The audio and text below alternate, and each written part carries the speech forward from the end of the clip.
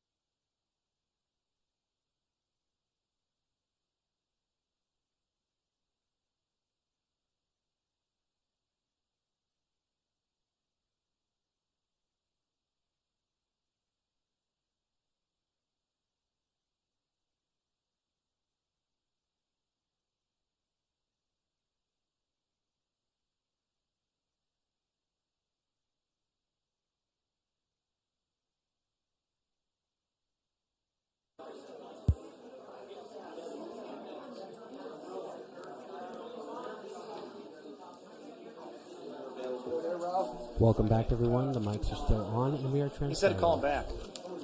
Call him back. Calling back 466. Hold. Chuck, you get the message from Ralph?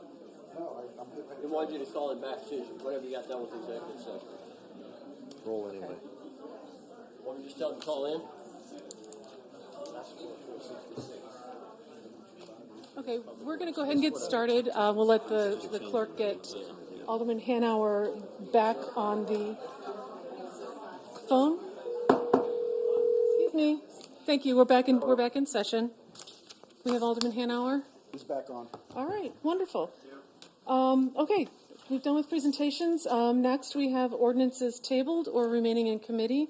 Mr. Clerk, can you please read those ordinances? Chair, I'd like to make a motion to withdraw agenda item number 2025-247. Second. Agenda item 2025-247. Is there any discussion on this one? Seeing none, we have a motion to withdraw. Go and duly noted, withdrawn. Thank you. Is there any other action on those ordinances? Madam Chair, can you call an all in favor on that motion? Oh, I'm sorry. All in favor? Aye. Opposed? The ayes have it. Apologies. Yes. Yes, Alderman Rockford. I'd like to pull 2025-422 out of committee Second. for debate, please. So moved and seconded for 422 to go on the debate agenda. Any discussion? Seeing none, all those in favor? Aye. Opposed? The ayes have it. Thank you very much. Okay. The only other one is 2025-281, Madam Chairman. Thank you. And is Madam there any Chairman, action on we that have one? to do a vote on the treasurer's report. Did we not vote on that? I'll make a motion to accept the treasurer's report as second. submitted. Second. Moved and seconded. Any discussion? Seeing none, all those in favor? Aye. Opposed? The ayes have it. Thank you. Thank you. I was so excited to get to exec session. Thank you. Mr. Clerk, can you please read the ordinances for CWLP? 2025-460 is an ordinance accepting bids and authorizing contract UW 26-08-28, filter media removal and placement of Carbon Active Corporation, C&C Environmental Services, Inc., and all service contracting corporation in a total maximum amount not to exceed $143,106.56. Move to consent. Second. Motion is second for consent. Any discussion? Seeing none, all those in favor? Aye. Opposed? The ayes have it. 2025-461 is an ordinance authorizing additional funding in an amount of not to exceed $150,000 under the contract UE 22-01-78 with Roland Machinery Company for heavy equipment maintenance and repairs at Dahlman for the total amount not to exceed $1,650,000 for the Office of Public Utilities. Motion for consent. Second. Motion is second for consent. Is there any discussion? Seeing none, all those in favor? Aye. Opposed? The ayes have it. 2025-462 is an ordinance accepting and authorizing price proposal with SHI International Corp. for security subscription for a 5-year period in the amount not to exceed $425,838.80 for the Office of Public Utilities. Move to consent. Motion is second for consent. Is there any discussion? Seeing none, actually, Alderman Rockford, would you mind taking your name off I'm sorry. that? I keep wanting to call on you. Thank Sure.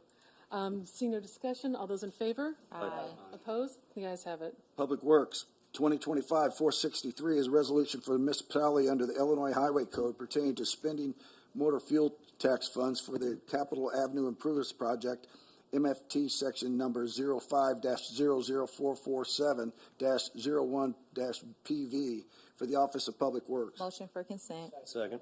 Motion is second for consent. Any discussion? Seeing none, all those in favor? Aye. Opposed? The ayes have it. 2025-464 is a resolution for municipality under the Illinois Highway Code pertaining to spending of motor fuel tax funds for the Capitol Avenue Improvements Project from 11th Street to MLK Junior Drive, MFT section number 05-00447-01-PV for the Office of Public Works. For consent. Second. Motion is second for consent. Is there any discussion? Seeing none, all those in favor? Aye. Opposed? The ayes have it. 2025-465 is a resolution for municipality under the Illinois Highway Code pertaining to the spending of motor fuel tax funds for the Stanford Avenue Improvements Project, MFT section number 93-003 364-00PV for the Office of Public Works. Motion for consent. Second. Motion is second for consent. Any discussion? Seeing none, all those in favor? Aye. Opposed? The ayes have it. 2025-466 is an ordinance authorizing execution of agreement between the City of Springfield and the State of Illinois Department of Transportation for construction phase engineering services, PE3, on Carpenter Street traffic signals at 5th Street and 6th Street, MFT section number 22-00496-00SP, in the amount not to exceed $254,512 for the Office of Public Works. Motion for consent. Madam point of Chair, I'd order. like to make a motion for amendment number 1, adoption amendment number 1. We have Second. a motion and a second for amendment number 1.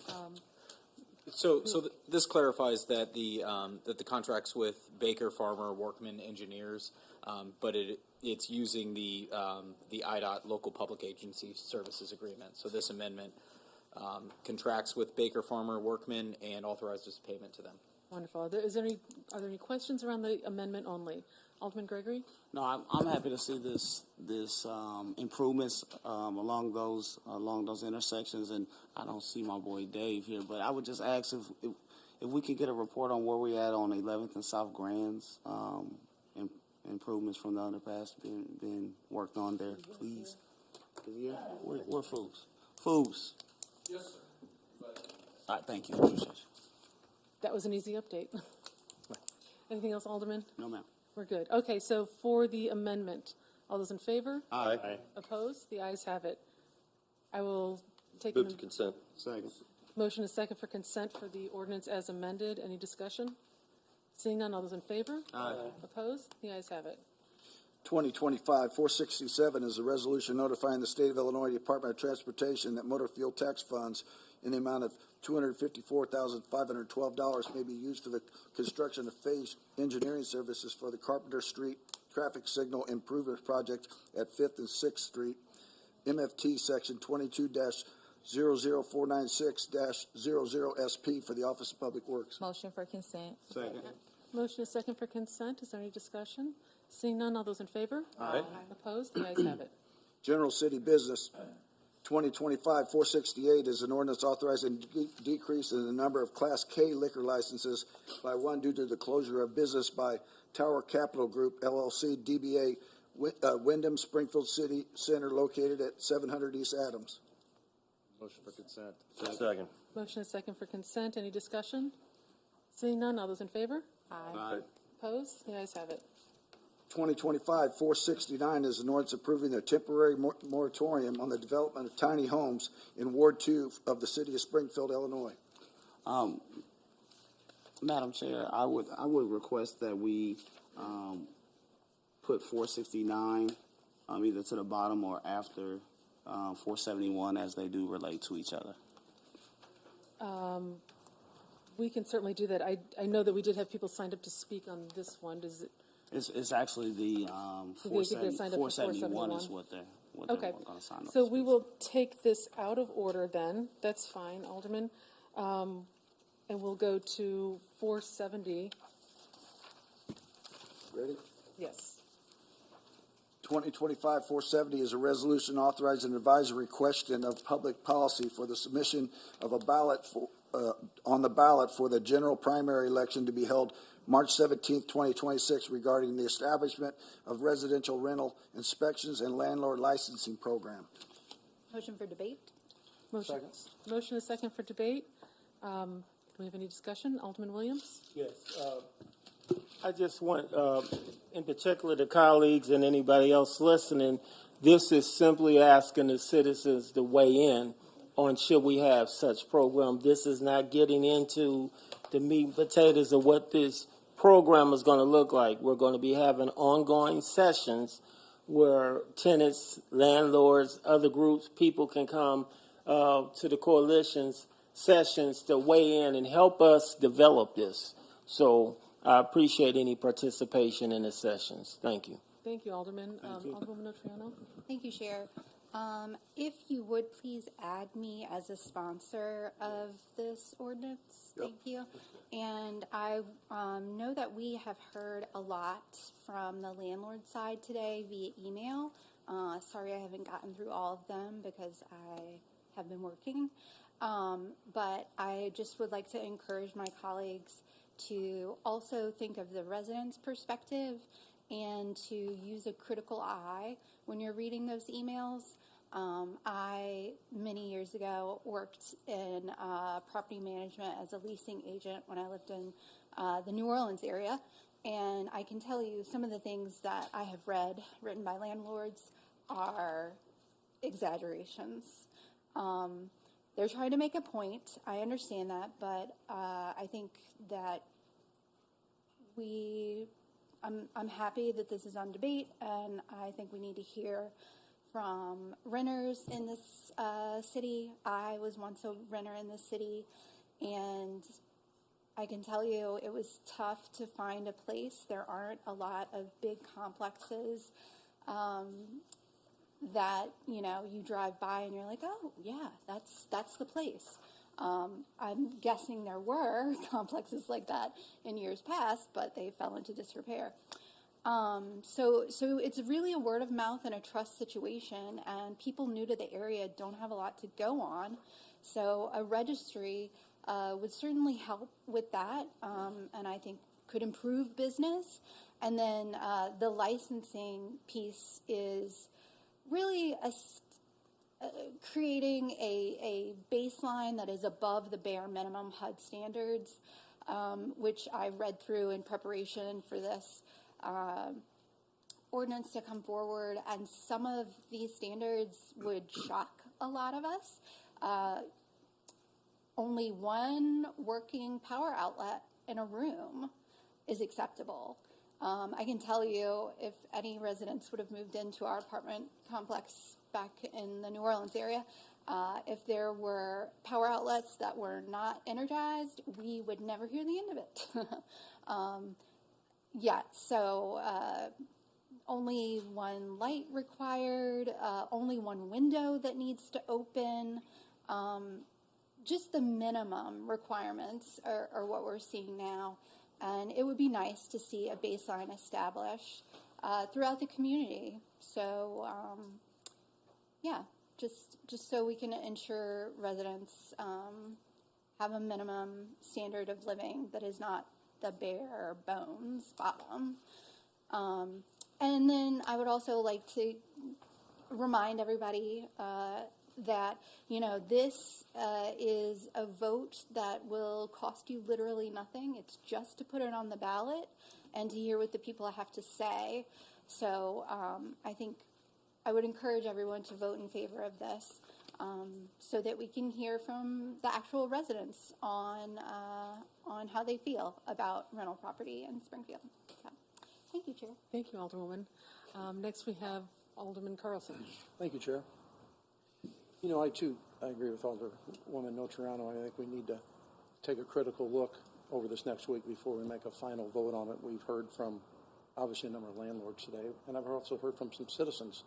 You know, we've been debating this issue for a year and a half. We came up with some compromise ordinance this past summer as far as putting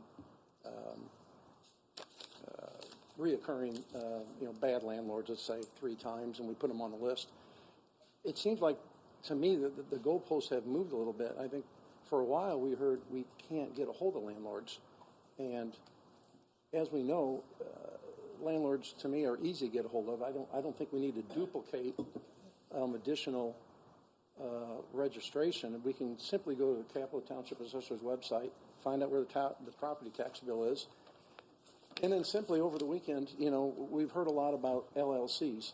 I don't know exactly how many LLCs cover the city of Springfield and these apartments. But you simply go to an LLC in Illinois. You simply go to the Secretary of State's office, and I got to tell you, within 35 seconds, I was able to locate an LLC. They give you 4 or 5 different options on their website. A partial word. I just typed in the word office, and I was able to see LLCs in the city of Springfield, and you scroll out to the right, and you see who the owners are.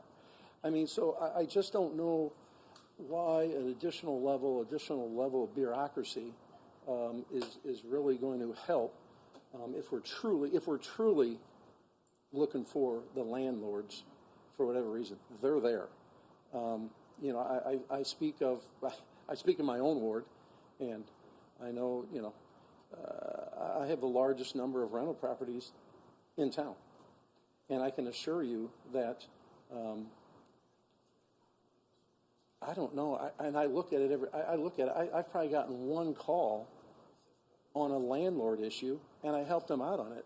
It's not that you're not able to find your landlord.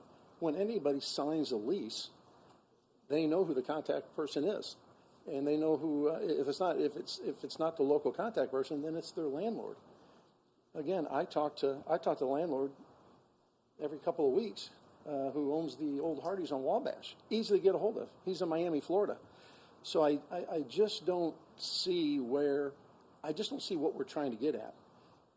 If some property has long grass, if some property has some issues that violates the city ordinance, then it's incumbent upon us. It's incumbent upon the city to do what they can to go after that landlord for whatever violation they have.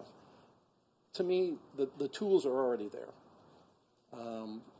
with problem landlords. And again, additional bureaucracy. We're going to have how many people? We have thousands and thousands of landlords. I mean, my God, how are we going to update this list? Accurate phone numbers, emails, and names. The tools are already there by 2 additional governmental agencies. I'd like everybody to just think about that through the week as we move forward to the vote next Tuesday. So, thank you, Chair. Thank you very much, Alderman. Alderman Gregory. Yes, thank you.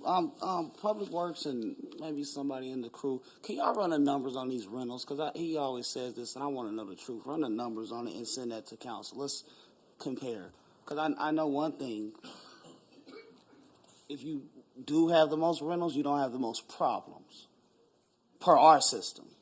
So if your landlords are just so much better than the landlords on the rest of the city, then I don't know what to tell you. Moving right along. We're talking about the actual ordinance if it's to come. This is about a referendum to put it to the people, to vote it up or vote it down and instruct us on what to do. We all have to go get elected, so why shouldn't the people be able to vote on a topic that we've talked about, this council's talked about for 20 years? Let them decide on it. Let them do it. We've done it before with Capital Township. The voters said, yes, it should be abolished. Twice, they said it should be abolished. It still ain't abolished.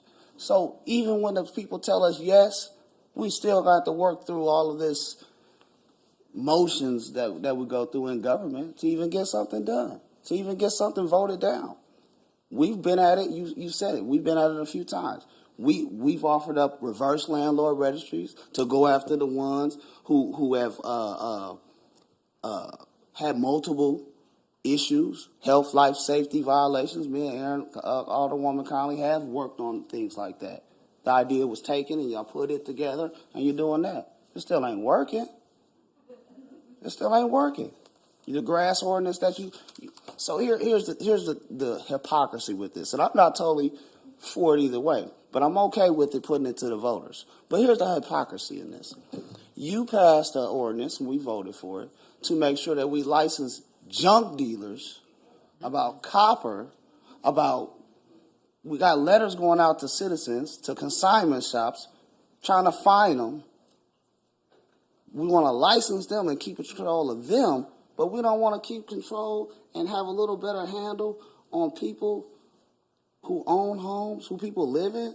I can tell you in my ward, what my top priority is nobody answers these houses. They're sitting there for years and years and years and years. We can send out 1,000 letters. I don't think you're totally correct on the Secretary of State information. It shows the business and it shows the registered agent, but it doesn't show the owners. That's why they put it in an LLC. But that's not here or there. Our public works have said, yes, we can find them at times. But the issue is, especially with these larger homes, Alderwoman Conley and Alderwoman Purchase and us discussed that in our group, is the authority that these registered agents have. Alderman Donald's been working on Old Town for a long time. He's been on their case. We've talked about it. The manager who runs the place is the one who called us, but he had no authority to fix nothing. They got to give him a little more authority. The least we could do is say, out-of-town landlords, we not only need to license you, but we need to make sure that you take care of your trash and grass. That's what we run through, fly dumping everywhere because people don't have trash, whatever the case may be, for whatever reason. But that's what we run around, probably spend $500,000 on every year. It's slowed down now because the attitude is up. People need to fix it, but we still got to pick it up. So we're talking about the ordinance, but this is about putting it to the people. They should have a chance to vote on it, up or down. Because we done turned down every which way we've tried to do it. We done turned it down doing reverse. We done turned it down doing full ways. I think Alderwoman Purchase is giving some ideas, Alderman Donald, Alderwoman Conley. Everybody's giving some ideas on how we can try to get a handle on it. And it always goes south because we catch this pressure that everybody be worried about. I ain't worried about it. But I will say we should put it to the voters and let them ask what and say, have a say in it. And then we go craft to work for everybody. That's it. Don't go down this rabbit hole about what the ordinance is going to be about. This is a referendum to put it to people. Now, if you feel like the people shouldn't have a say on it, then say that. But let's not go into the ordinance. I appreciate y'all. Thank you. Thank you, Alderman Gregory. Alderman Williams.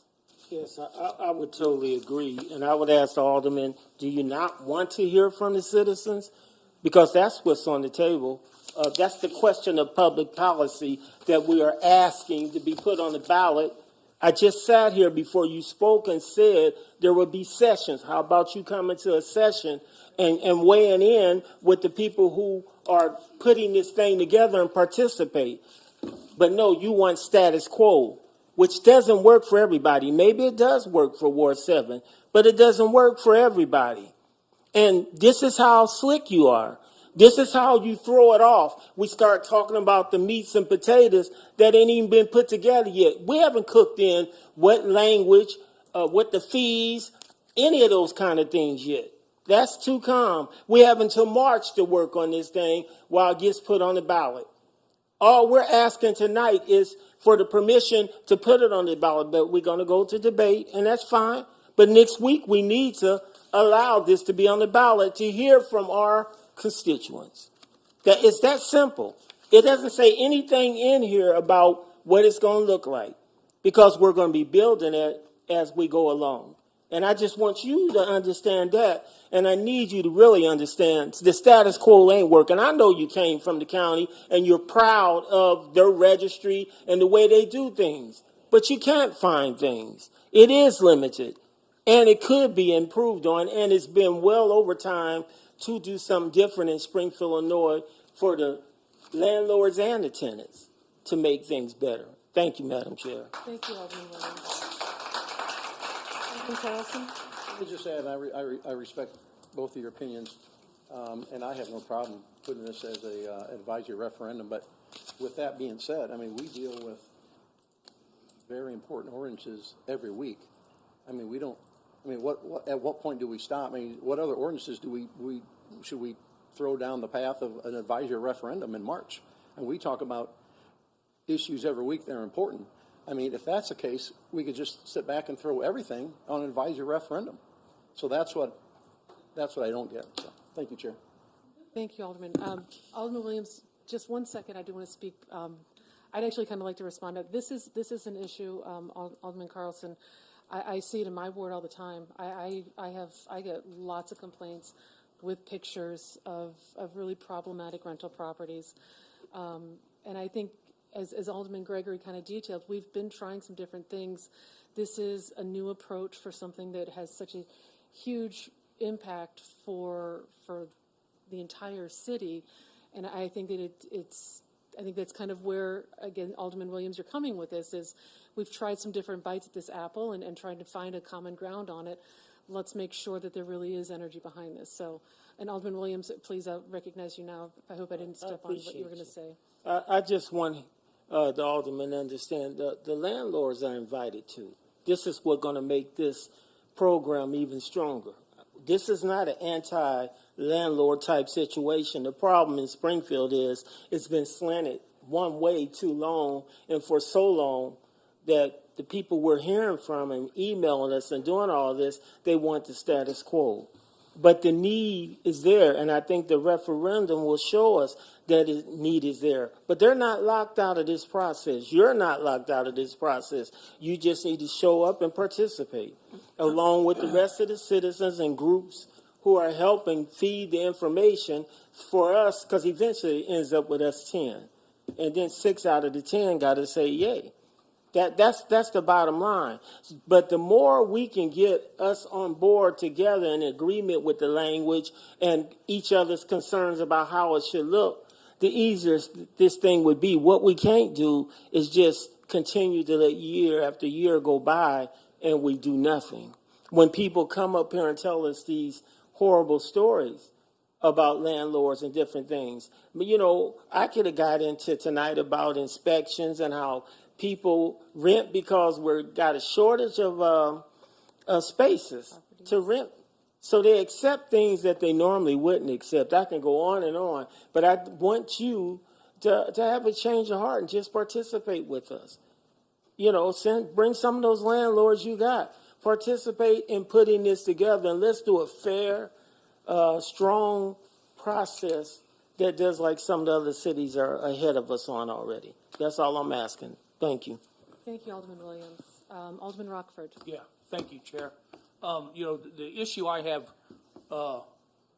Alderman Carlson, we talked earlier today about there's properties in my ward that you go and look these places up and continuously are neglected. And when you get on there, they tell you they don't have a contact number, but when you put the address in, you get a totally different name of a company. You get a voicemail. Then you go to a second voicemail. So my issue is that we're having these discussions now, and I think the more the landlords come out and speak about it, and let's have their input and let them come to these sessions and sit down, and maybe we can come to something where we agree on a different. Because we're going down a path that we're not getting anywhere. So if we put it on a referendum, give it to the people, let them decide what's going on, and then we can come back to the table. We can discuss the fines and as he said, the meat and potatoes part of it, and and see what's going on. But to just keep kicking the can down the road again and saying, well, we'll look at this another time. Let's get it over with. Let's get it over with. I think we got plenty of time between now and March, and we could have some good discussions.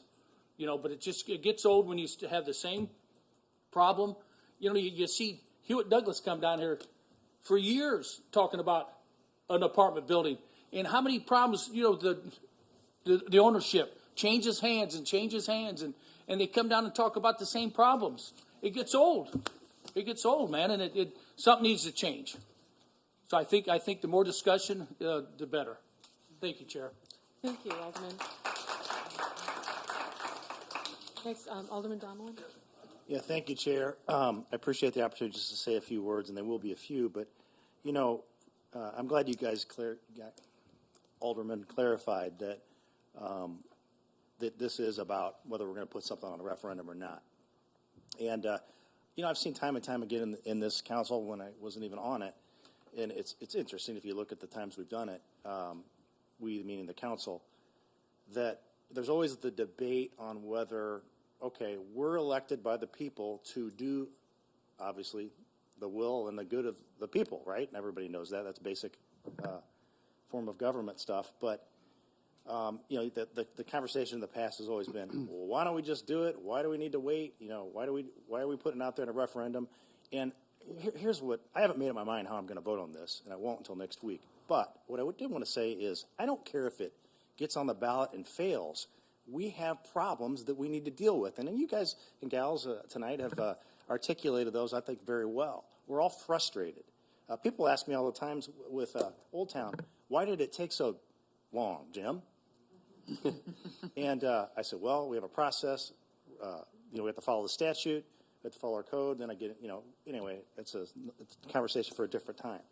But I want us to focus on what we can do to make it better sooner.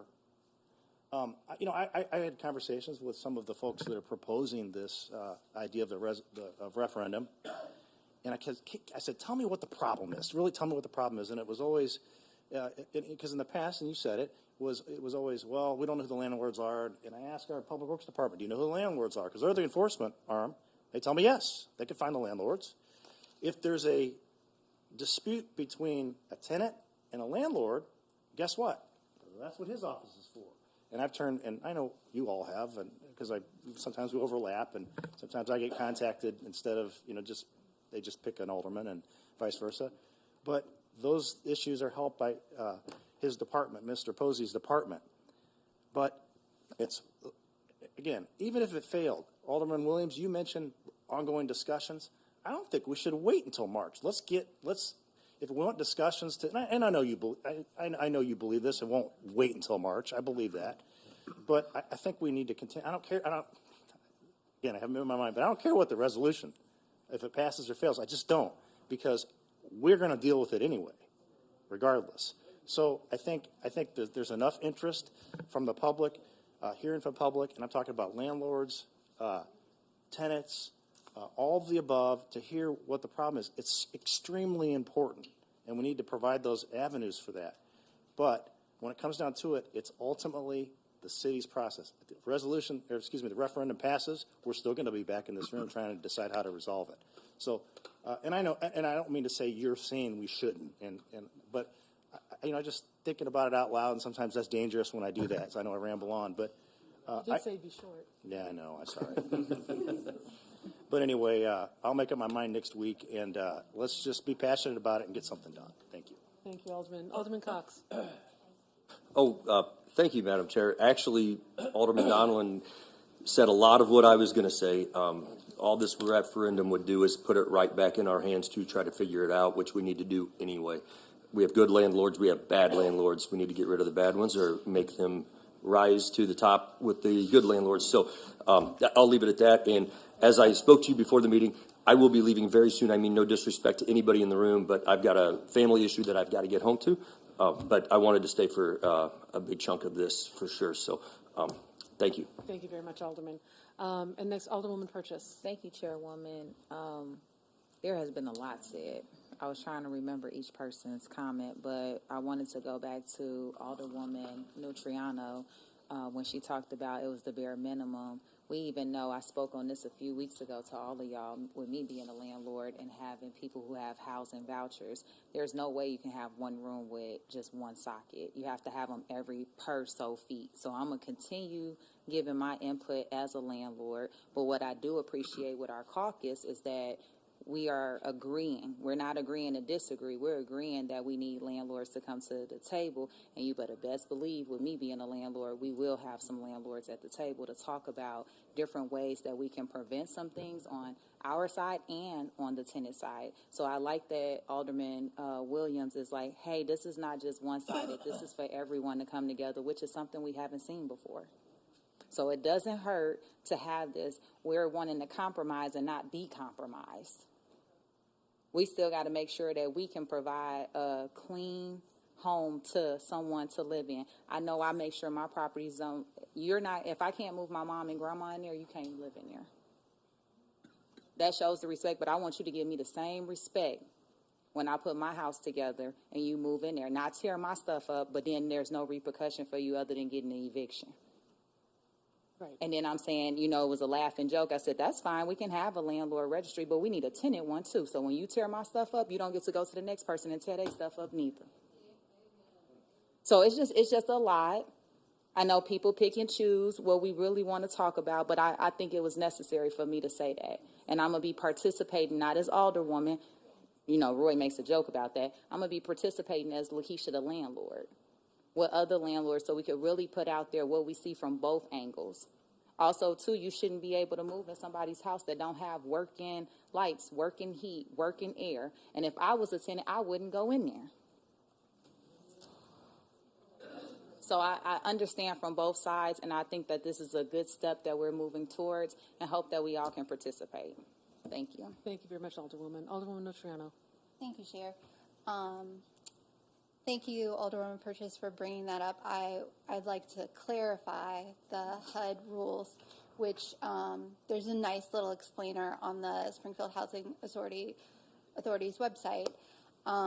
So the house can have the code required number of electrical outlets, but it can get HUD approval as long as one of them works. Mm-hmm. So you just have to have one work. And your room could have a bunch of windows, but only one has to work. Mm-hmm. Are you saying that? I'm saying no, that's incorrect, because I know when you have a housing voucher, they come in and they check every window. Every window has to open and close. It has to have a screen on it, and they have a little device that they put in each outlet. At least Springfield Housing Authority don't let you get away with it, and they won't approve for the person to move in. When they don't approve for the person to move in, guess what? I don't get my first month rent and I don't get my deposit. So you got to fix it. Mm-hmm. So I know that they do follow those rules, and I said, if that's what we're going to, we might as well. We don't have to recreate the wheel. Mm-hmm. We can sit down with the inspectors and see what they actually do and what has to pass. And this is just from me walking through it. And then that goes back on to our public works department. When a tenant calls the city and they come out within 15, 20 minutes to say that I got water running, they'll slap a big green tag on the door and say that this house is inhabitable, and you got to fix it. So we got mechanisms that get put in place. It's just how often do we do it for enforcement? But I will also say, like, not everybody has their unit inspected by the housing authority. That's true. That's true. So in those cases, that's where our housing department comes in. Well, I mean, we're not, and nor should the city be a, I don't know, we're more reactive, so you have to call and say Keisha's place doesn't have, her electrical is not working and my heat is not working. Yeah, and I have residents that do that and get eviction notices the next month. Yeah, I understand that. So it's really obviously a very complicated situation, but it's definitely something, and I understand Alderman Carlson is concerned about the exterior problems, but what the licensing is trying to get at is the interior living conditions. I understand. There are houses where you can see daylight underneath the door, and insects come in, and the drafts, and so on and so forth. And a lot of people don't have a choice because there's not any units. Like whenever I moved here, I drove by some of the complexes we still have, no vacancy. So then you got to know somebody. You got to know somebody that you trust. If you don't have all that going for you, you're at the mercy of the market. And oftentimes, I mean, there's a reason people call certain home improvements a landlord special, right? We just need to, like I said, make sure that we're looking at the interior of these places and that there are minimum safety and health requirements being met, But hopefully we'll hear from residents on their experiences with landlords soon. So, yeah. Thank you, Chair. Thank you. Yeah. Alderman Purchase, is that what you... Yep, that was what I was going to say. Alderman Rockford? Yeah, just my last comment. And how about just some accountability? Pretty simple. That's all we're asking. If you're a landlord and you're a good landlord, keep it up. But if you're a bad landlord, and I don't know if the city is the watchdog for people that own houses and rent them, and they get a tenant move out and then they move back in. They should do their due diligence and go in and make the right repairs and do the right stuff for the next tenant that comes in. I mean, it's pretty simple, but unfortunately, we don't have all good landlords. So I think it just goes back to accountability and doing the right thing. Thank you. Thank you, Alderman. Alderwoman Purchase. Sorry. I would agree with Alderman Rockford and Alderwoman Nutriano. Typically, that's why you also, when someone, I don't want to say tear up your place, but when they don't leave it how you had repaired it, that's why you keep those deposits. And then you turn around and you make the repairs before the next person move in. Now, sometimes they exceed those deposits from what they've done in the place. So it's a lot of discussion to have, and that's, again, why I want the landlords to come to the tables. And remember, y'all laugh at me all the time about education.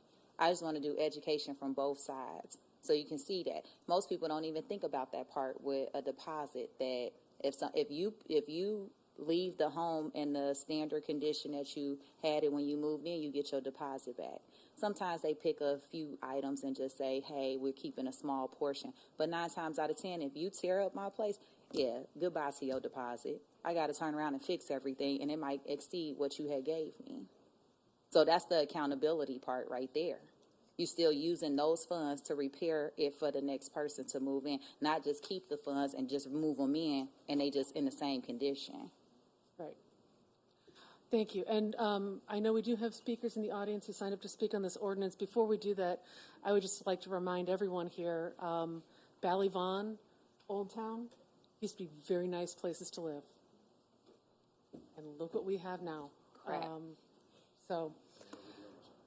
Right. Clerk, we had people signed up to speak on this ordinance. Quintora Dumas.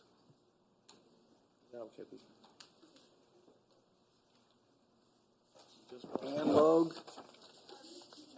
Oh, okay. Right up here to the podium. And if you need to adjust that microphone, you can. If you could just address your comments to the chair. Address your comments to me as the chair. As the chair? Yes. Well, I'll pass Thank it. you. Okay. Good evening, Senator Doris, Mayor Bushner, and the chair, and all the councilwomen and men presented here today. My name is Quintora Dumas, and I currently work as a housing ambassador in Springfield, Illinois. And thank you for allowing me the opportunity to speak on behalf of Springfield residents who are dismantled and living in amenity situations. I'm here to present to you a shared testimony that violates the Illinois statute implied warranty of habitability law that requires landlords to provide and maintain rental units that are safe, clean, and fit for human occupancy. Tyreka Lewis is a proud family of 3 children and a hard worker. She originally from Arkansas but has been here in Springfield for 2 years. In September 2023, she moved into a place managed by RJC Properties, hoping her children had a safe and comfortable home. But just a few months later, their lives was turned upside down by a severe mouse infestation. She reached out for RJC, bear with me because I'm rushing, for help, but her pleas were not met with silence. Desperate, she contacted code enforcement, who thankfully stepped and served her landlord. The landlord sent maintenance and put down mouse traps, but it wasn't enough. There were still small holes in closets and throughout the building, and the problem persisted. My neighbors were struggling with the same issue, as she say. It got so bad that her children were afraid to sleep in their own beds night after night. They were coming to her room seeking safety from the rats and crawled into their beds, and I got pictures for y'all. What they did not know was that she was facing the same fears, but she tried to be strong for them. At least she said her room was a place where they feel protected. She said, we endured this for over a year, living in constant anxiety and discomfort. It was heartbreaking to see her kids lose their sense of security in their homes.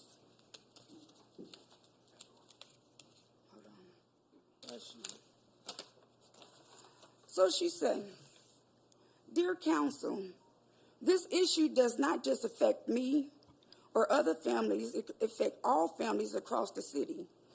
And many people have these problems. The city of Springfield needs to have their own standard of approved inspector subsidies.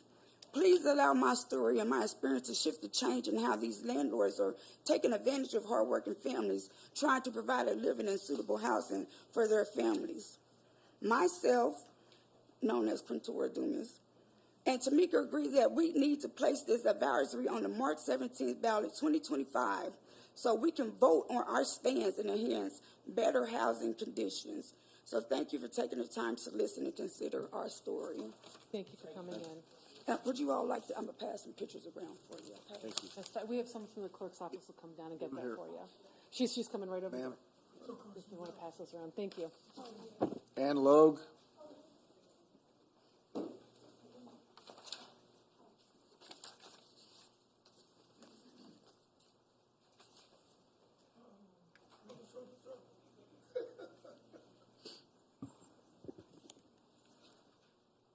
Okay. A few weeks ago, Faith Coalition for the Common Good had a landlord licensing town hall. Those participating, Tina Montgomery from NAACP and a landlord herself, Icon board members Jan Van Qualen and Joe Goodman, Roy Williams, Ward 3 alderman, and another landlord. This other landlord shared with us that landlord business license fees can be written off on their tax returns. Craig Murdoch was also in the background representing the city. When asking if the city had a registry for landlords, he said no. During the derecho, not having a comprehensive list of landlords tied CWLP's hands in that they could not get permission to access properties and get electrical back on. Our goal, if we cannot get the support from the city council, is to let the people vote on this. Let's put landlord licensing on the ballot in April. If we get the support, we can get into the specifics about license fees and inspection protocol. But I guess if we get the support tonight, then we can start talking about it. We want to support the landlords who are taking consistent care of their properties and tenants and clear out the ones who have patterns of serious neglect, be they local or out of state. After combing through records, it shows that about 27.5% of properties are owned out of state. The majority of owners are Texas, Colorado, Florida, Kansas, and Missouri. A brief look in, okay, Arizona then. Okay. At a brief look, many in-state landlords are either in Chicago or in surrounding towns in Springfield. I haven't done the specifics on that, but I'd be happy to get back to you on that. The landlord operation is a business, and they have been getting special treatment, and that needs to stop. There are properties that are an embarrassment to the city. How about 1310 West Washington? I don't know whose district that's in. And to the homeowners who live nearby these places. It's time we took a preventative approach where we're stopping these things before they get like Old Town, before they get like 1310 West Washington.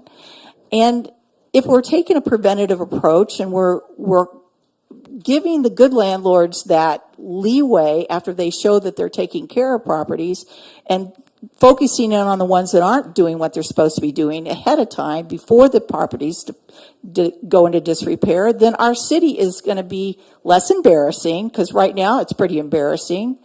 And the people will have the security of knowing that somebody's going to be inspecting their properties and they don't have to worry about getting kicked out or having their rent raised because they complained. This initiative has been going on for years. Icon has worked on this. Alderman Roy Williams presented an ordinance. Then Lakeisha Purchase presented one as well. Just last week, I was canvassing for petition signatures, and I was really appalled at 1310 West Washington. I mean, it's right by the high school, Sacred Heart Griffin.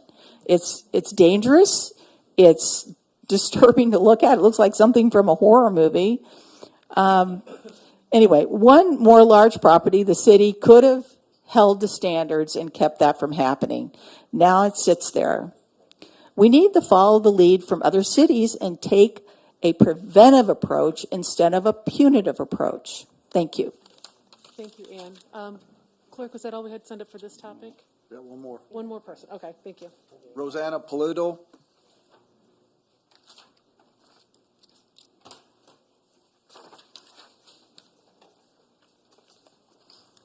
Thank you, Council.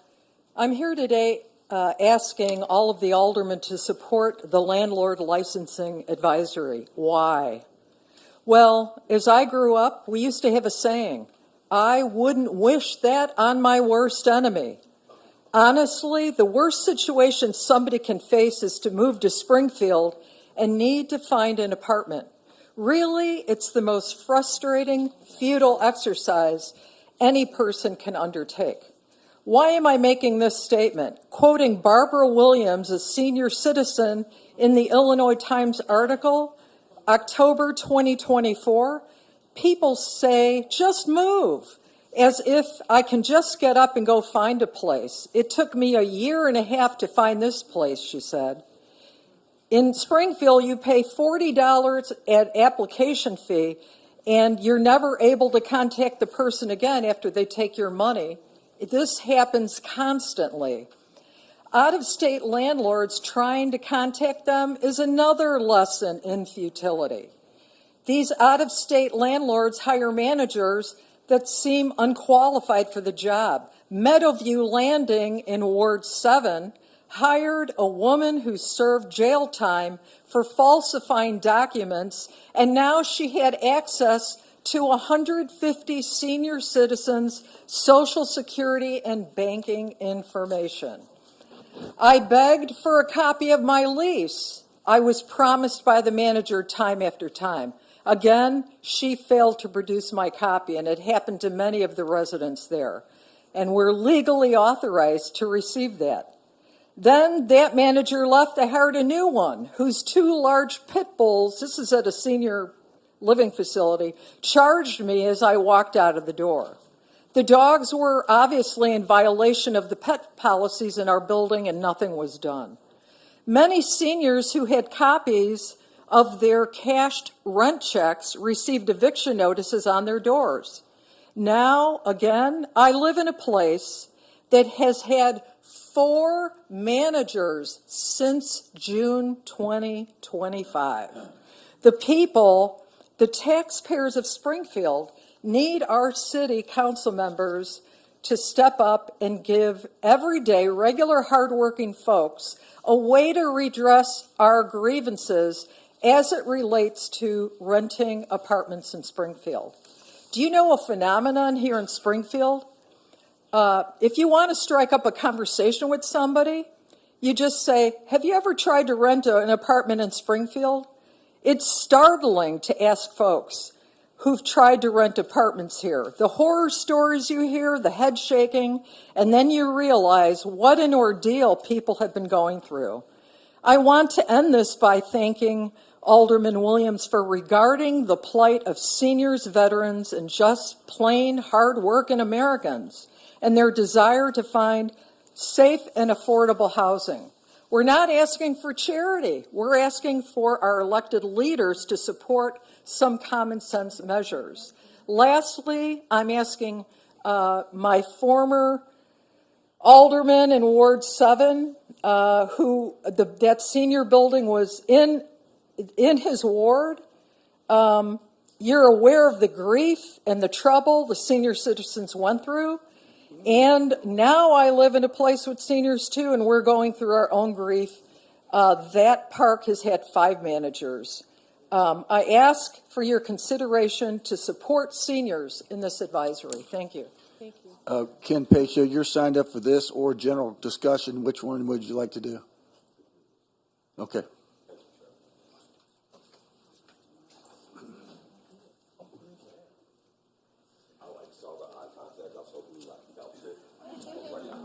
I had to bring him in because I couldn't see last week. No, you're just fine. I did put general city business, but this one was a little bit more important.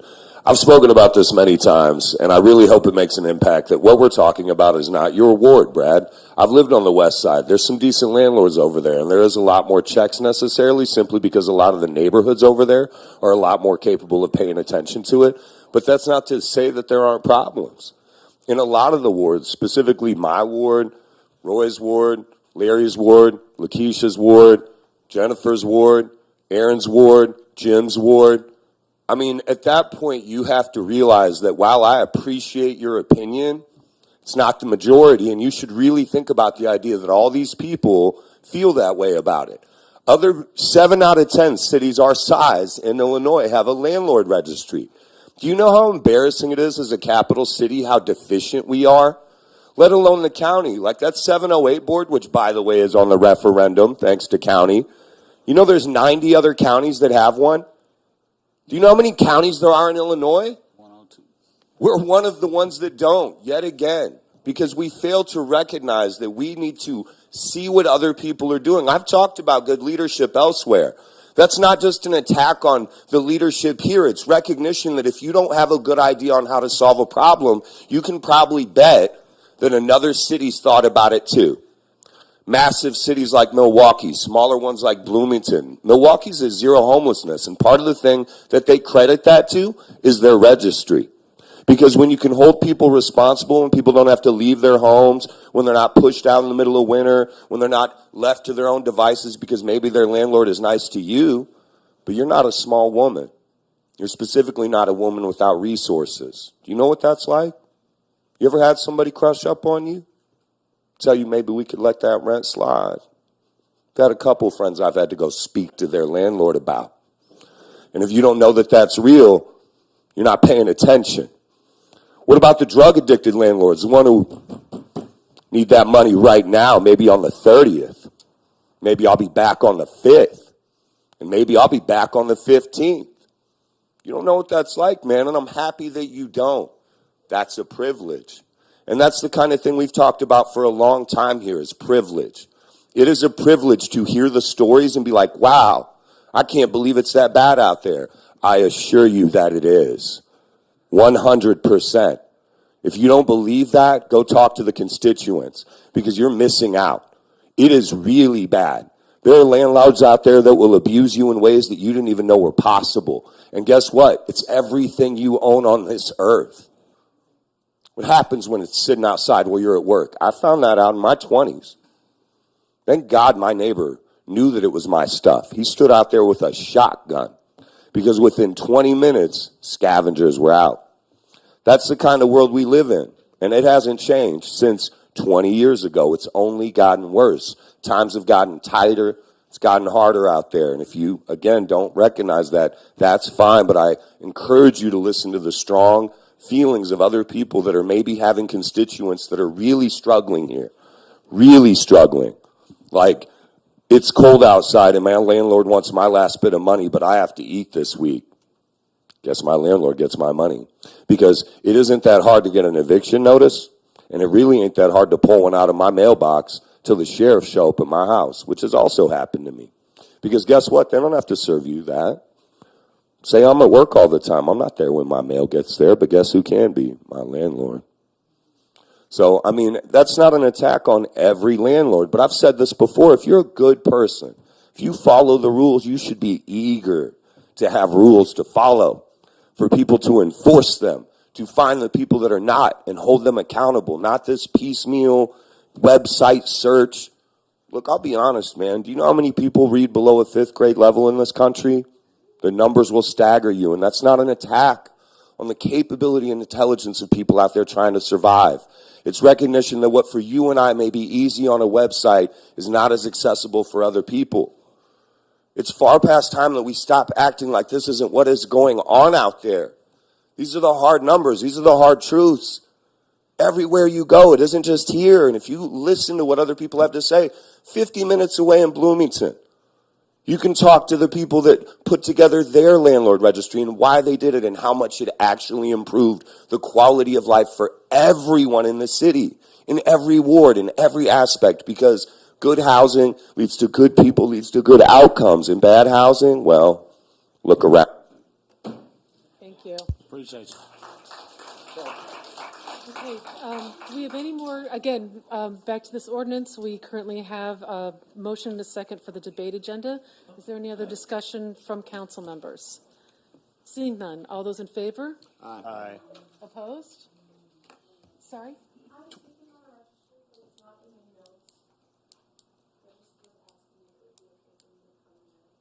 We just voted, you still want to come up? Certainly, and then this will be instead of being at the end of the meeting. Certainly, come on up right now. What'd you do, Chairman? I didn't hear you. Brianna's going to speak to the registry. Okay. She is signed up. Sorry, Bree. Yeah, signed up for just, she didn't have that in her notes.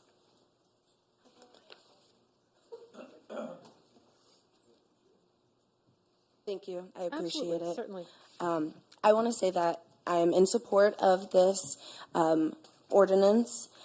I just believe that equal access to safe and stable housing is an important issue that should be discussed, and I don't understand why it's something that has been repeatedly discussed and also repeatedly voted against. It is suspicious to me when somebody wants to vote against holding landlords accountable. It makes me concerned that they have some type of relation to landlords who are predatory to tenants. I want to share some stories that I have had people send me today about their landlords. These are all true stories about landlords in Springfield, Illinois. In April 2022, a tenant rented from Paul Carey at Denison Place Apartments. She paid her deposit in full, which was $1,300. 2 months later, she got a letter saying that she owed another $650 or she had to leave. Her lease said nothing about that. When she questioned it, she was ignored. Later, she was charged for utilities from before she even moved in, and another $900 after she moved out for damages. She never got her deposit back, and her concern was, if she had to fight like this, what chance do other tenants have? Another tenant lived at a dental office, above a dental office for 15 years. When the owners decided to hand it over to new management, DNR Rentals, everything changed. A mother and 4 children were packed into one bedroom, rent doubled, complaints went unanswered, and tenants were harassed. They later moved to a building managed by Morrison Properties where repairs were made, doors that needed to be replaced were, and they had a safety light added. So this proves that good landlords can get it done. Then there's Greg Zesson. I have personally talked about him at least 3 times up here, and I'm not the only person that has rented from him and have issues. Somebody else has lived under him through Springfield Real Estate LLC. Over a year after tenants moved out, he demanded $460 for repairs, claiming that they didn't mow their lawn after leaving. He threatened to hurt their credit if they didn't pay.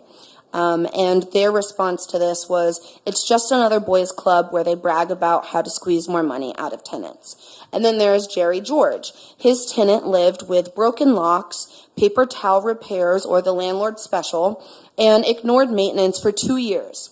When they left, their deposit was withheld until they threatened legal action.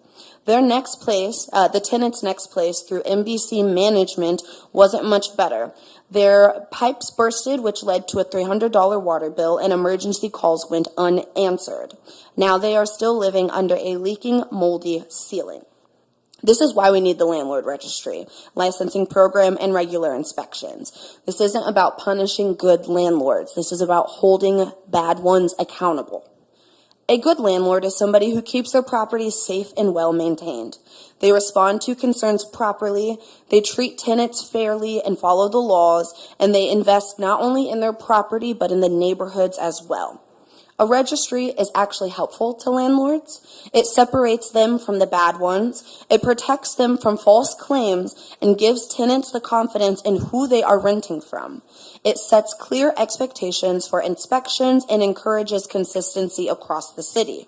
When responsible landlords are recognized, housing improves for everyone. We have the cited property registry, and that's for chronic code violators, but that's not enough. We need more, and that is why we are still having these issues. When families live without fear of hidden fees, collapsing ceilings, or retaliation, this isn't just a personal benefit, but it benefits the whole city as well as landlords. Schools strengthen, property values rise, and communities grow. So I'm asking you to take this next step, stand with tenants, because they are the ones that are being targeted by landlords. This isn't about homeowners. This is about people that cannot afford homes. It is targeting the most detrimental community members, those who are one paycheck away from being homeless, those who can be threatened with extra bills and have to pay them because they are one paycheck away from being homeless. I really hope that you do what this city deserves. You show that you care not just about homeowners or the ones that are bringing money into the economy because they own the houses, but also the ones that are putting money in the landlord's pockets. Thank you. Thank you very much. Thank you. Okay. So now, again, we have a motion and a second for debate. All those we've already voted on it, right? This is on debate. Okay. Sorry. Ready? Yes, thank you, Clerk. The next ordinance is 2025-471, a resolution referring a petition to the Springfield Planning and Zoning Commission for a public hearing and consideration for proposing a map amendment to 2835 Stanton Street. Motion for consent. Second. Motion for debate. Debate. I have a motion for debate. Any discussion? Alderman Gregory? Yes, I know there's some speakers signed up for this who live in the community. If we could let them speak, and then I'll come chime in afterwards. Okay. Okay, and then we'll put 469 will be considered after this one. Thank you. Oh, you want me to keep going? Well, let's. Do we have any more discussion or questions from any of the council members? Okay, seeing none. Clerk, people who signed up to speak on this ordinance. There's none on this ordinance. They signed up on 469? Oh, I'm sorry. I got or 471? I thought it was 469. Is this the tiny homes thing? Okay. Yes. Yeah, we do have speakers for that. Okay. The first speaker is Teresa Haley.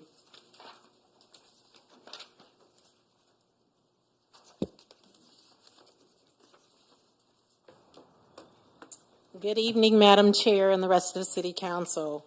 I stand as the president of my neighborhood association, Stratford Place in Yorktown neighborhood. I also am the president for Green Village, which has condos on Taylor Avenue. We are really concerned about the tiny homes in our neighborhood. I've spoke about this before. Some of our concerns has to do with the mental health of these individuals who are being proposed to move in these tiny homes.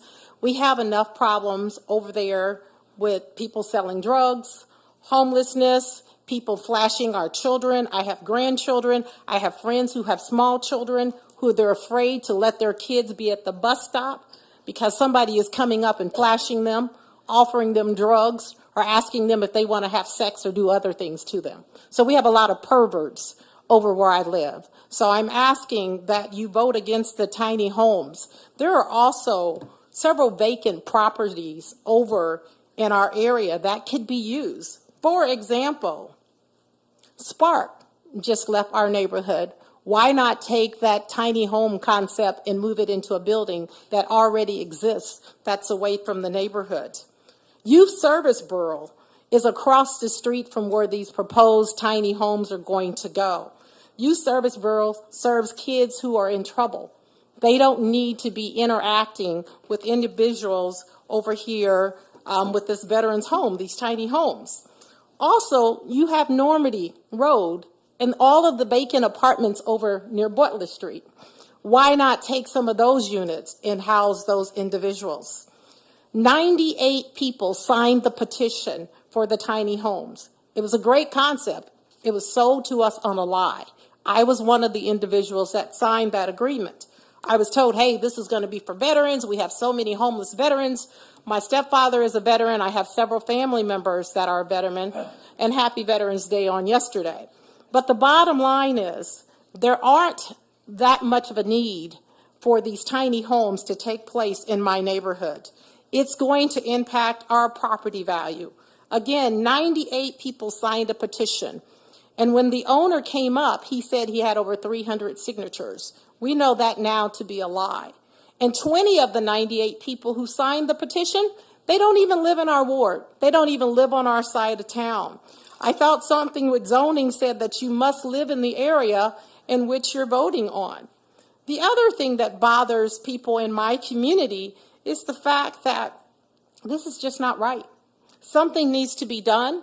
And we talked about it before, and some of the aldermen said, this is a great thing. I'll take it in my neighborhood. Well, I invite you to take it into your wards. But we don't want it in Ward 2 or Ward 3. The land was donated. The person who is building on that property didn't even own the land. So what does he really have invested in that land? He doesn't even live on the east side of Springfield, which is a slap in the face to us who live over there. We are property owners. We are renters. We take pride on the east side, in the southeast side. This is not going to do anything good for our neighborhood, for our children, or our school district. Take the problem somewhere else, because we do view it as a problem. I have several people in the audience from my neighborhood association, from Green Village Neighborhood Association, and some of our other partnering neighborhood association. Our alderman has come and talked to us. Matter of fact, he came to our neighborhood association meeting again last night. We are really concerned, and we are asking you to vote this down and to change the zoning. Now, if somebody wants to build a home, individual homes back over in that neighborhood, we welcome homeowners. Our property value just started going up. We don't want to see it go reverse. Thank you so much for listening. Thank you. Lynette Lewis. Mrs. Lewis. Lynette Lewis.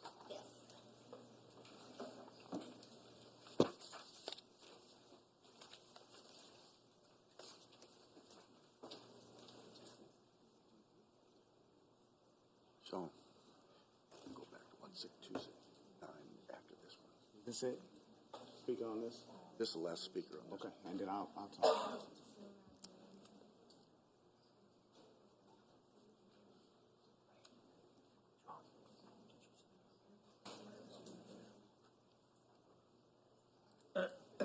I had to use my cell phone because my printer decided to die on me today.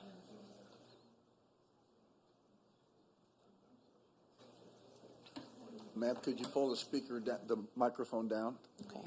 There you go. Can you hear me okay now? Yes, thank you. Okay. Good evening. My name is Lynette Lewis, and I am voicing my concern over the September 12, 2025 approval of previously submitted variance ordinance 2024333 by Harvey Hall, owner of the B Neighbors Affordable Housing for Veterans, Inc. The ordinance, consisting of a community center and proposed projects to build tiny homes for homeless veterans, was previously introduced and rejected by the residents of Stratford Place subdivision at their September 10, 2024 association meeting with both Mr. Harvey and Ward 2 Alderman Sean Gregory. The residents of Stratford Place subdivision felt the project would have less than favorable effects on their properties. The ordinance was also voted down by the Springfield City Council that same year.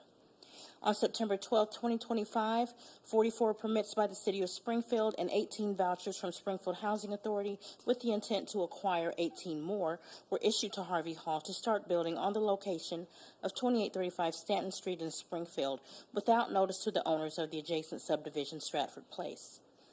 I have read a few articles that make it look as though Ward 2 is heartless for rejecting a project for homeless veterans.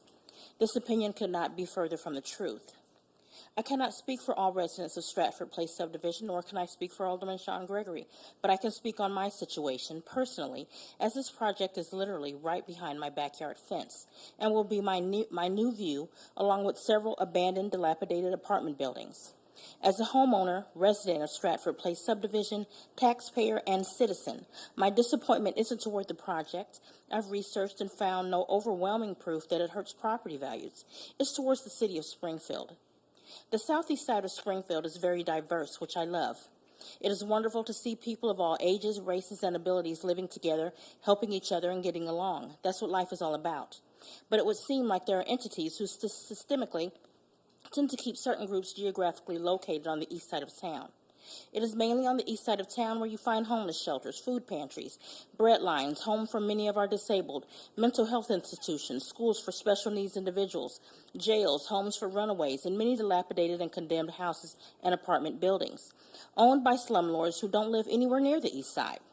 Add to this dilapidated major roads like South 13 Parkway, Stevenson Drive, and South 6th Street, along with area businesses closing or moving from the area in droves.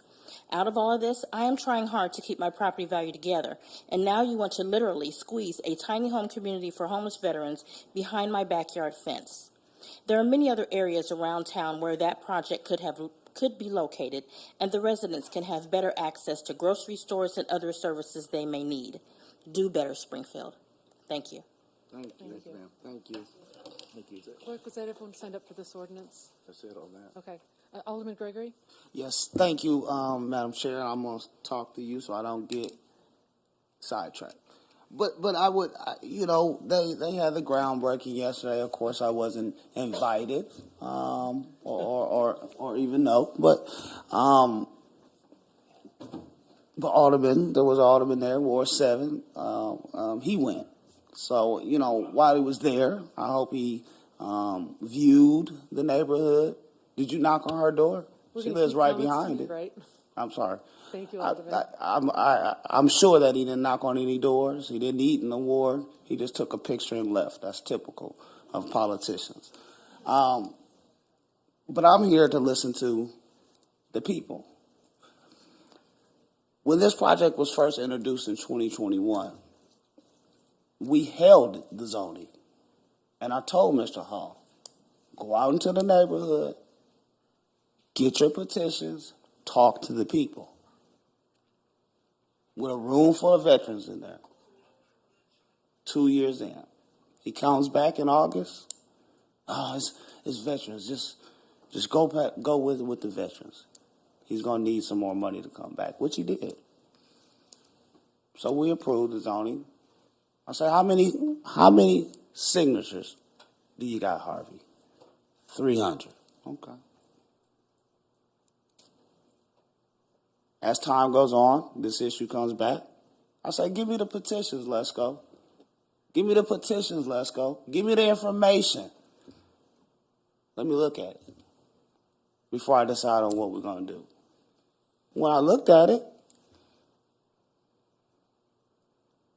it's coded as chronically ill veterans, right? Chronically ill veterans. So it raised my antenna. Well, we said, leave it to the professionals. Fifth Street Renaissance handles our veterans. They never listed B Neighbors as a partner, as somebody working. We hear about what Memorial Behavioral Health is supposed to do, but in our current operations, we have a hard time getting that to the people that need it. So once I finally do receive the information, I go through it.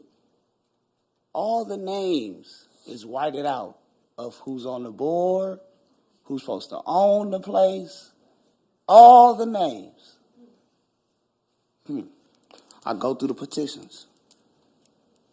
There's petitions out west. Should I be able to vote in a petition and sign a petition staying way east for a project that's going in Ward 7? Should our constituents be the signatories for a development that's going in Ward 7? No. Our zoning code standard is 250 feet from the proposed project. 250 feet from the proposed project. So with misinformation like that, I asked for this very ordinance a year ago when we turned down the resource center. It took a whole year. You know why? Because he works for the city. He knows the city. Somebody in the background want to hold it up. Hurry up and get started, man. Because if you get started, the courts rule that you have an investment in it. Well, he doesn't.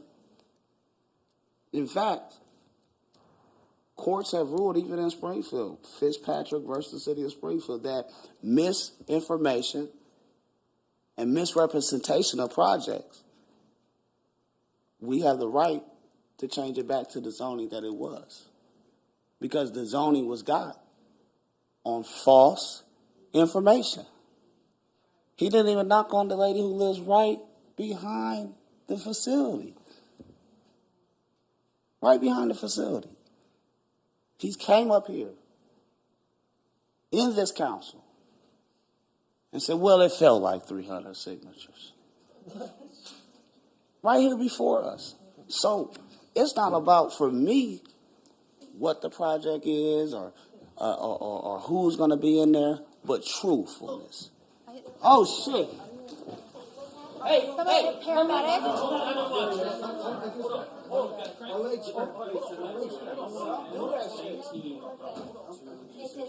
I just cramped my legs.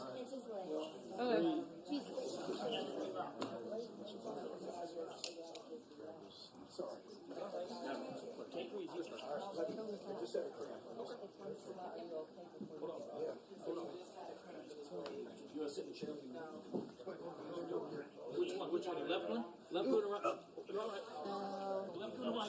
Sit down. Sit down. Get that chair underneath.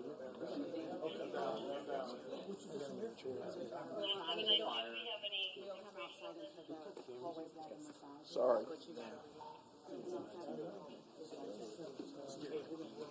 Should we move for? I'm good. No, I'm fine.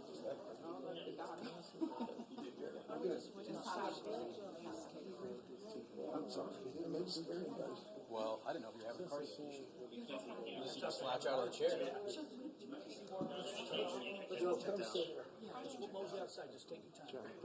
Chuck, sit down.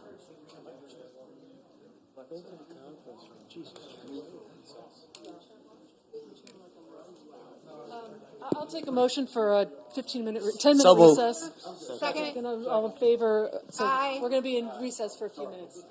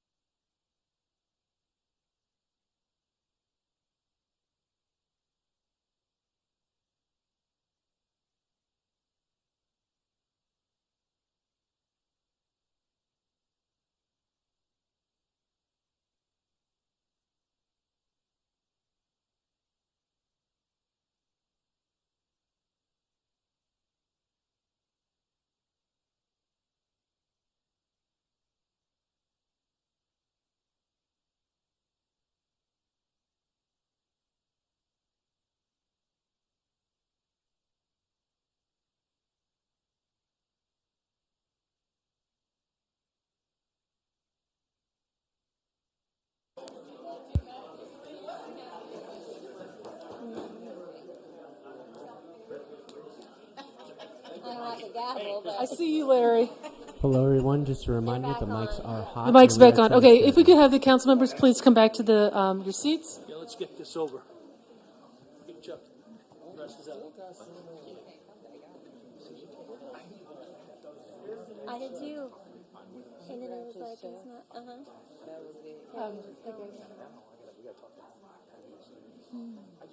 Okay. Just want to thank everyone for your patience with us tonight. Clerk Redpath is being taken care of, and fortunately we have an assistant clerk to step in tonight. Thank you. So I'm going to re-adjourn the meeting again. And I apologize, Alderman Gregory. He'll be right back. Okay. There you are, Alderman Gregory. We're going to reconvene. I know you were in the middle of a comment and a thought, so if you've got it with you still, that's fine. Please, you have the mic. Nope, let's move on. Okay. Thank you very much. Okay, so on this ordinance, we have a motion and a second for the debate agenda. All those in favor? Aye. Opposed? The ayes have it. Now, we are going to, because we did take the one ordinance out of order. Clerk, will you please read 469? yes, 2025-469, an ordinance approving a temporary moratorium on the development of tiny homes in Ward 2 of the city of Springfield, Illinois. Thank you. Do we have a Motion for consent? Second. Motion for debate. All right. I knew it was you. It's all right. So we have a motion for debate. Is there discussion, Alderman Gregory? Yes, this is has nothing to do with the proposed unit out there. This is going forward for the people of Ward 2 and in this ward and anybody else who feels this way. But I can tell you that I've been approached, and I know some of my colleagues been approached about tiny houses and, you know, all types of special housing. And I'm telling y'all, we have our share. Yes. We need 770 different housing units, and Ward 2 cannot take them all. We cannot put the most vulnerable people who need in the poorest ward. We can't take them all. We need room to grow too. And I want to help everybody we can, but I have 4 other situations that people are down my neck about, whether it's a juvenile center, whether it's duplexes for returning citizens, whether it's these tiny homes for unhoused individuals. We can't take it all. We can't take it all. It's unfair to this ward and the people in it. While many of these places are nice, we were outvoted for the shelter on Dirksen. Great. We put it there. But guess what? We all got the long email from Mike and John at Godfathers multiple times. He about to lose a whole nother restaurant. We're going to gain one, he's going to lose one. Not because the place is there, but everyone who goes there is not just following the rules. It's not just doing what they're supposed to do. And it's hindering others. And that's just not fair. We have enough of it.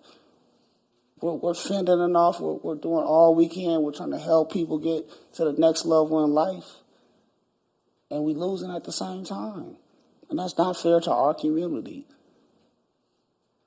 When we put these things in other areas of the city, we'll get the same pushback. Why? Because these things happen. I get email after email after email, and I send them all to continuum of care rather than bring them here and deal with them about large buildings that we put everybody in at once. It's going back to where we was trying to get as a country away from the project models, stacking everybody up in one area and then wondering why it's all crazy. So we was doing individual housing. That was the model. That was, push all the people who have any problems or need anything in one area and stack them up. And no. It's going to create chaos. That's all it does. We've seen it time and time and time again. It doesn't work to do it that way. You can't do it that way. We have other areas in the city that are lessly densely populated. That area right there where the proposed tiny home is has thousands of apartments. Thousands. The older people before me, one of them, only can go one way in, one way out. Why? One of the property owners was down my throat. Oh, man, take them out so fire purposes. We run about a fire. No, we can get through here just fine. We can respond just fine. So we didn't move them because we didn't want the things that was taking place. We're just now getting that particular area together. So I said, you know what? Until we can figure out how this really affects our city, I know it's a trend around the country.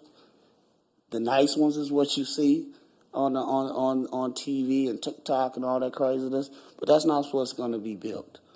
These are going to be bare minimum, just making it type of situations, and that's not what we need to be putting people in. The smaller than people garages and stuff, that's not cool. Just because somebody's poor or homeless doesn't mean that you just put them in a doghouse. That ain't how we need to treat people. Help them to the next stage and let them live right. Let them live the real way. Not to a point where, we were just going to throw you in this little box and forget about you. They need services. So that's why I brought this moratorium going forward, so we can figure out how this affects our city, how we're going to do it, placement. Is this the right thing that we want people in, or do we want full houses? Surely we don't want a city full of tiny houses. They're cool for a little bit, but we don't need to do that. So thank you. That's why I brought that forward. Thank you very much, Alderman. Any other discussion from council members? Seeing none, again, the motion is, sorry, Alderman Donald. Keep my glasses on. Thank you, Chair. And Alderman, thanks for those comments. You answered some of my questions. Corporation Counsel, could you please get us a copy of, I've looked at the ordinance, and whatever that 2018 International Code defines. Yeah, so would this impact anything that's already in the works? I think Alderman Gregory alluded to that already. It would not, right? that's correct. So, Thank you. yeah, but I will circulate, or I'll send that definition around to the city council. Pardon me for my ignorance, but where is a tiny house now that we've developed in recent years that I can go look at? And okay, just curious. I'd like to. I'll get those as well from. Okay, thank you. And that's all I have. Thank you. From our building department. Appreciate it. Thank you, Alderman Donovan. Thank you. Anyone else, anything else to say? Seeing none. All those in favor? Aye. Aye. Opposed? The ayes have it. So, Clerk, we're back on to 472 now. Okay. 2025-472, an ordinance levying and assessing taxes to partially fund the statutory contribution of the Police and Fire Pension Fund. Move for consent. Second. Motion is second for consent. Any discussion? Alderman Donovan, are you? I'm sorry, that's Okay. old. Just want to make sure now that I can see with I'm my new reading here. glasses, right? Okay. Anyone else? Any comments? Questions? Seeing none. All those in favor? Aye. Opposed? The ayes have it.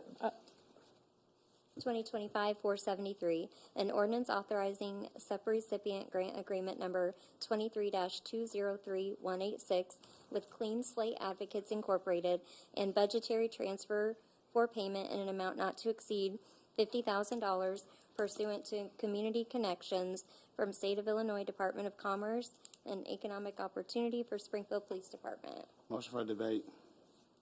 We have a motion for debate. Is there any discussion? Alderman Gregory? Yes, Chief's busy. I'll talk to him tomorrow offline. Thank you. Okay, thank you. Anyone else? Oh, ma'am. Seeing none, all those in favor? Aye. Opposed? The ayes have it.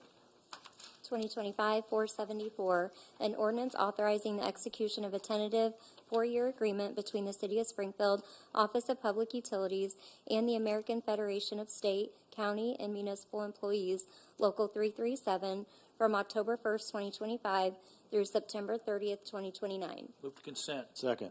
Okay, motion and a second for consent. I will point out, it says 5-year in our agenda. So in our printed agenda, the title contains a typo. If you look in the The contract, package it was for. yeah, Okay. in the packet it's 4 years. Is Any discussion on this ordinance? there a representative from ASME here? No. Don't see anyone, and no one signed up to speak on this. Can we put it on debate? Certainly. Just did. Thank you. Motion for debate? So moved. Any discussion? Seeing none, all those in favor? Aye. Opposed? The ayes have it.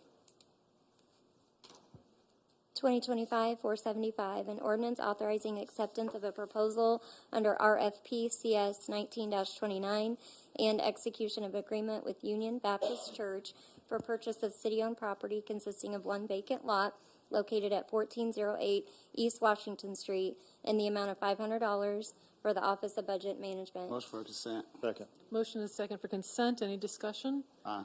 Seeing none, all those in favor? Aye. Opposed? The ayes have it.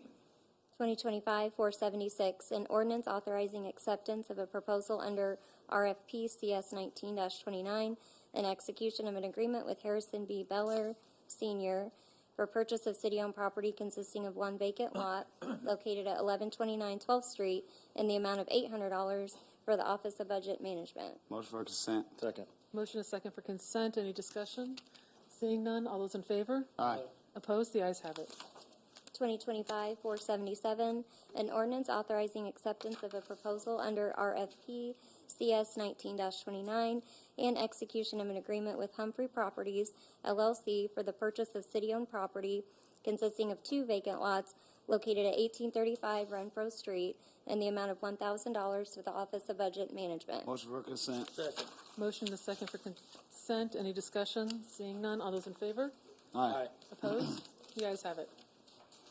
2025-478, an ordinance authorizing financial assistance for the property located at 1605 South Passfield Street, utilizing exterior rehabilitation assistance funds for homeowners in areas outside of TIF districts and the cannabis grant districts in the amount of $3,004 for the Office of Planning and Economic Development. Motion for consent? Second. Guys, Motion is second. motion for debate. Debate? Motion for debate. Okay. That's Alderman all right. Gregory? Yes, thank you. And if I'm correct, this program, this is the citywide program. Yes. So Alderwoman, I was just saying this is one of the examples of probably one of the changes because they had to bring this ordinance because it only said one or the other. So I just wanted to nod you to that, and whenever you're ready, I do support I'm aware. you. Thank you. All right. Thank you, Alderman. Alderwoman Notriano. Yes, thank you, Chair. Since this is going to go on debate and the resident who is seeking assistance is here, I would like to give my colleagues the opportunity, if they have any questions or concerns for the resident, to answer. I think since he didn't sign up to speak, maybe we can give him a chance to come next week, or is that? Oh, is he? I mean. You're here. Okay. I didn't know. I don't know. I mean, I can explain the situation, but I don't know what the objections are, so that's why I was asking. I think we want to be careful. no Just objection. debate doesn't mean objection. Debate just means not consent. So Okay, sure. we'll go with that. Yeah. Okay. Well, if you don't mind, I'll just explain the situation. So these funds are being given after the fact. Because the resident qualifies for the program and the work qualifies for the program. And it was also done in conjunction with CWLP and by a licensed contractor. So we know the work is okay and good. And it was an emergency. And unfortunately, the homeowner was not aware of this citywide exterior renovations program when this event happened. They were under the impression that they were going to get support from CWLP, and basically that was not the case. I think it was a couple of months ago, you may remember, Todd, yes, from the water department, came in and explained to us that previously this situation would have been covered by the lead line replacement program, but now there are specific boundaries set out for that program, and the 1600 block of Passfield does not include those boundaries. And so I would like to also take this opportunity to say, hopefully you all received the breakdown from Director Metzger on this program's usage. It was emailed out today and earlier today. And this program, since being instated, I believe Director Metzger said like for 8 years. No, it's not been that long. Okay. Has been very sparsely utilized, and I believe that's because we probably haven't been getting the word out there and making it easy for residents to be aware that they're eligible for it. You know, it's of course listed to the public on OPED's website, but you have to click several links before you get there. And so, yeah, I would just like to bring our awareness to this program, and hopefully we can get more individuals who qualify for this assistance the help that they need fixing the exteriors of their homes. There are certainly a lot of owner-occupied buildings in Ward 6 that could stand to use, you know, repair of gutters or maybe rebuilding the steps onto the porch. That's a big one for us.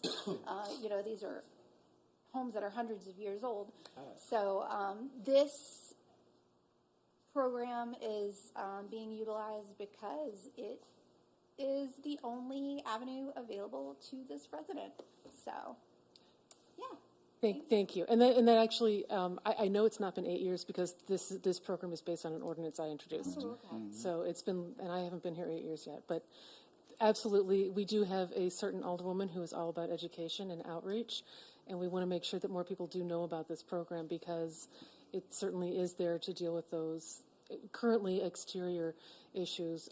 Again, we've had this conversation that this is probably one that does need to be revisited so that we can expand the scope of what those interior health, life, safety issues.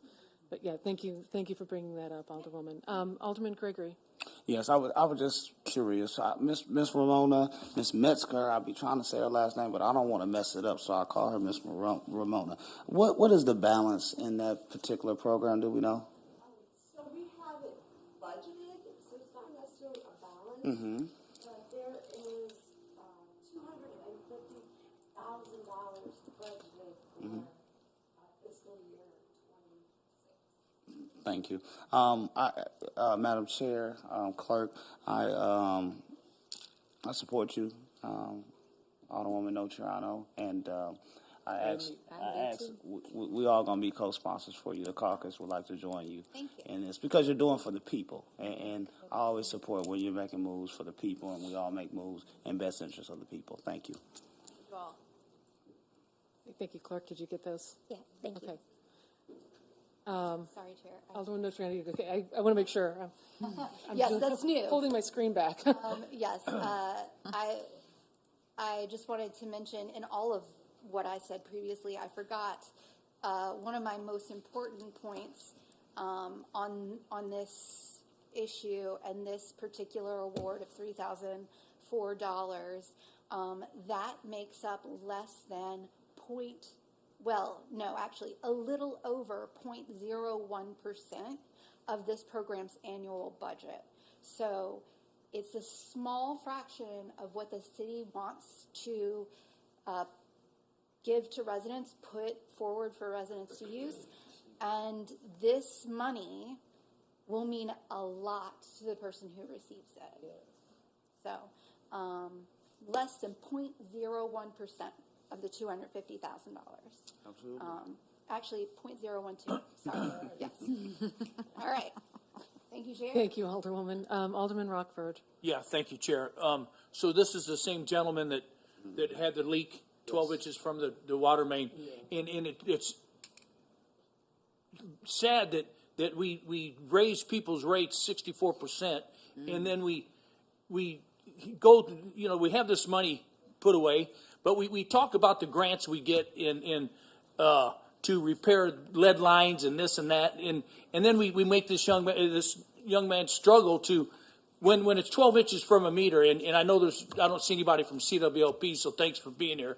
But anyway, we talk about all this money we're getting, and we make people struggle for 12 inches of a leak, 12 inches from a meter, and it makes no sense to me when we're supposed to have all these grants to help these people with these lead lines and the replacements. And now it's good to know that we have this fund, this monies, but again, this money is used for all exterior work, just not water lines. It could go for roofs and siding and this sort of stuff, right? Correct. It can also be used for ramps if someone needs an accessibility. Okay. Yeah.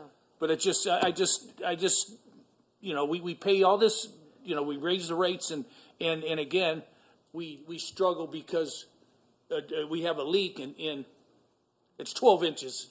I've seen them and I've done it, been there, and it shocks me that we make people jump through these hoops and struggle when we're supposedly have all this money. So thank you, Chair. Thank you, Alderman. Do we have any other discussion from the council? Seeing none, again, the motion is for the debate agenda. All those in favor? Aye. Opposed? The ayes have it. 2025-479, an ordinance authorizing execution of a redevelopment agreement with Parvener Group, LLC, doing business as MJ Fish and Chicken for financial assistance for the property located at 2901 South Grand Avenue East, utilizing Far East Tax Increment Finance Funds in the amount of $300,000 for the Office of Planning and Economic Development. Move consent. Second. Motion and a second for consent. Do we have any discussion? You can add us as co-sponsors, clerk. It's Alderman, who wants to be added as a co-sponsor? It's Roy's ward, but all of us will be on there. I just want to point out this is a fabulous use of these funds. It is. Very much looking forward to this. It is. Okay, so clerk, you have. Congratulations.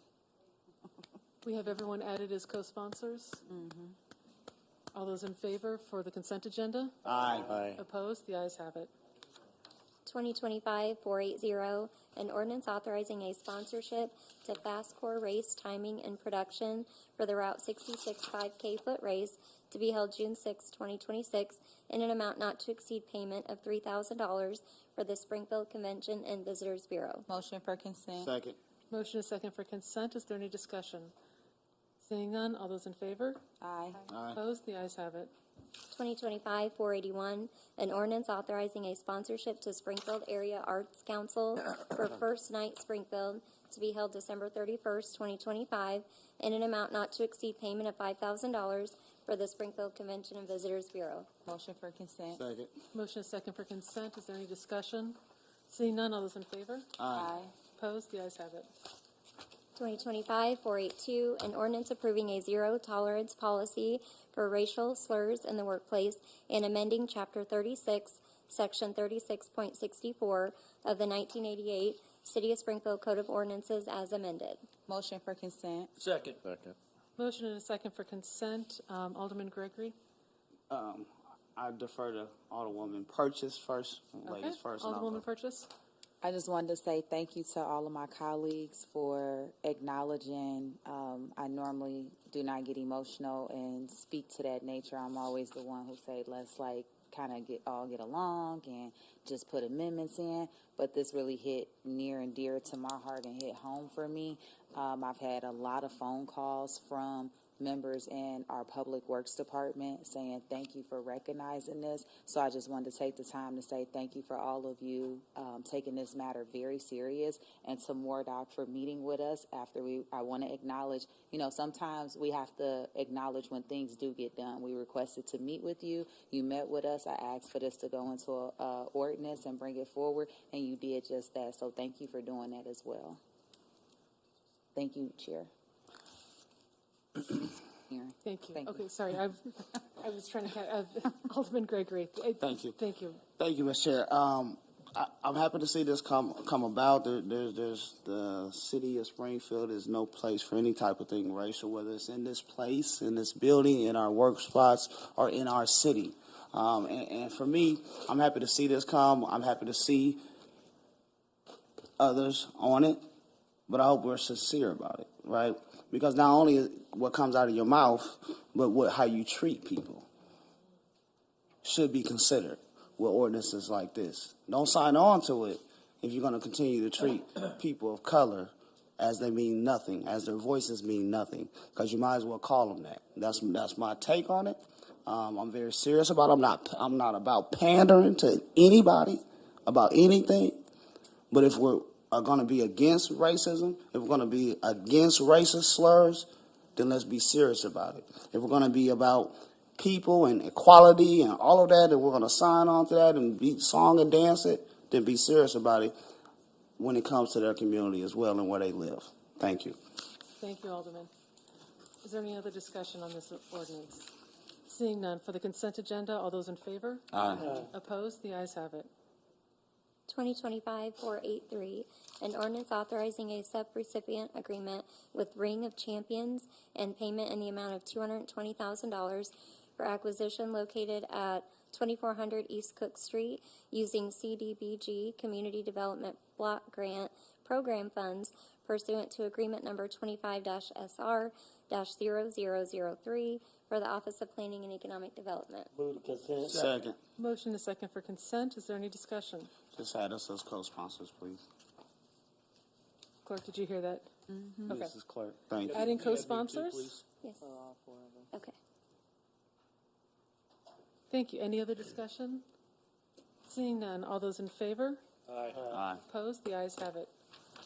Thank you very much. We'll move to unfinished business. Does anyone have any unfinished business before the committee for tonight? Alderman Gregory? Yes, I'm sorry. I'm a little chatty, but I'll be that way You're for all some right. I time. just want to make sure it wasn't. It's all right. Corporation Counsel, talk to me about these letters that has went out to second-hand dealers. I'm sorry. I couldn't. Sure. couldn't wait. So the city passed the secondhand dealer license ordinance. We, as part of our licensing procedure, we sent an initial letter out to those businesses that, as we went around town, that we thought Yes, fell sir. under that definition. So we sent them out saying, we believe this applies to you. Please contact our office to fill out an application for it. When we did this, I brought up to the bazaars, the consignment shops, and we said that wasn't going to affect them. Well, so if you look at the ordinance, No problem. so if you look at it, I know we're in discussions about clothing resale because it's not a part of the ordinance, but it's not omitted. So we're looking at how to best address that for the clothing stores that got it. And so do we normally send out, in these ordinances, do we normally send out personal letters with Alderman's name on them as part of the city letters that go out? Yeah, because Brad's name is on some of my businesses that got the letters. Is that a normal process, or is that a political thing? Is that, what is that? I've never, ever seen a letter go out with the Alderman's name on it for a city fine.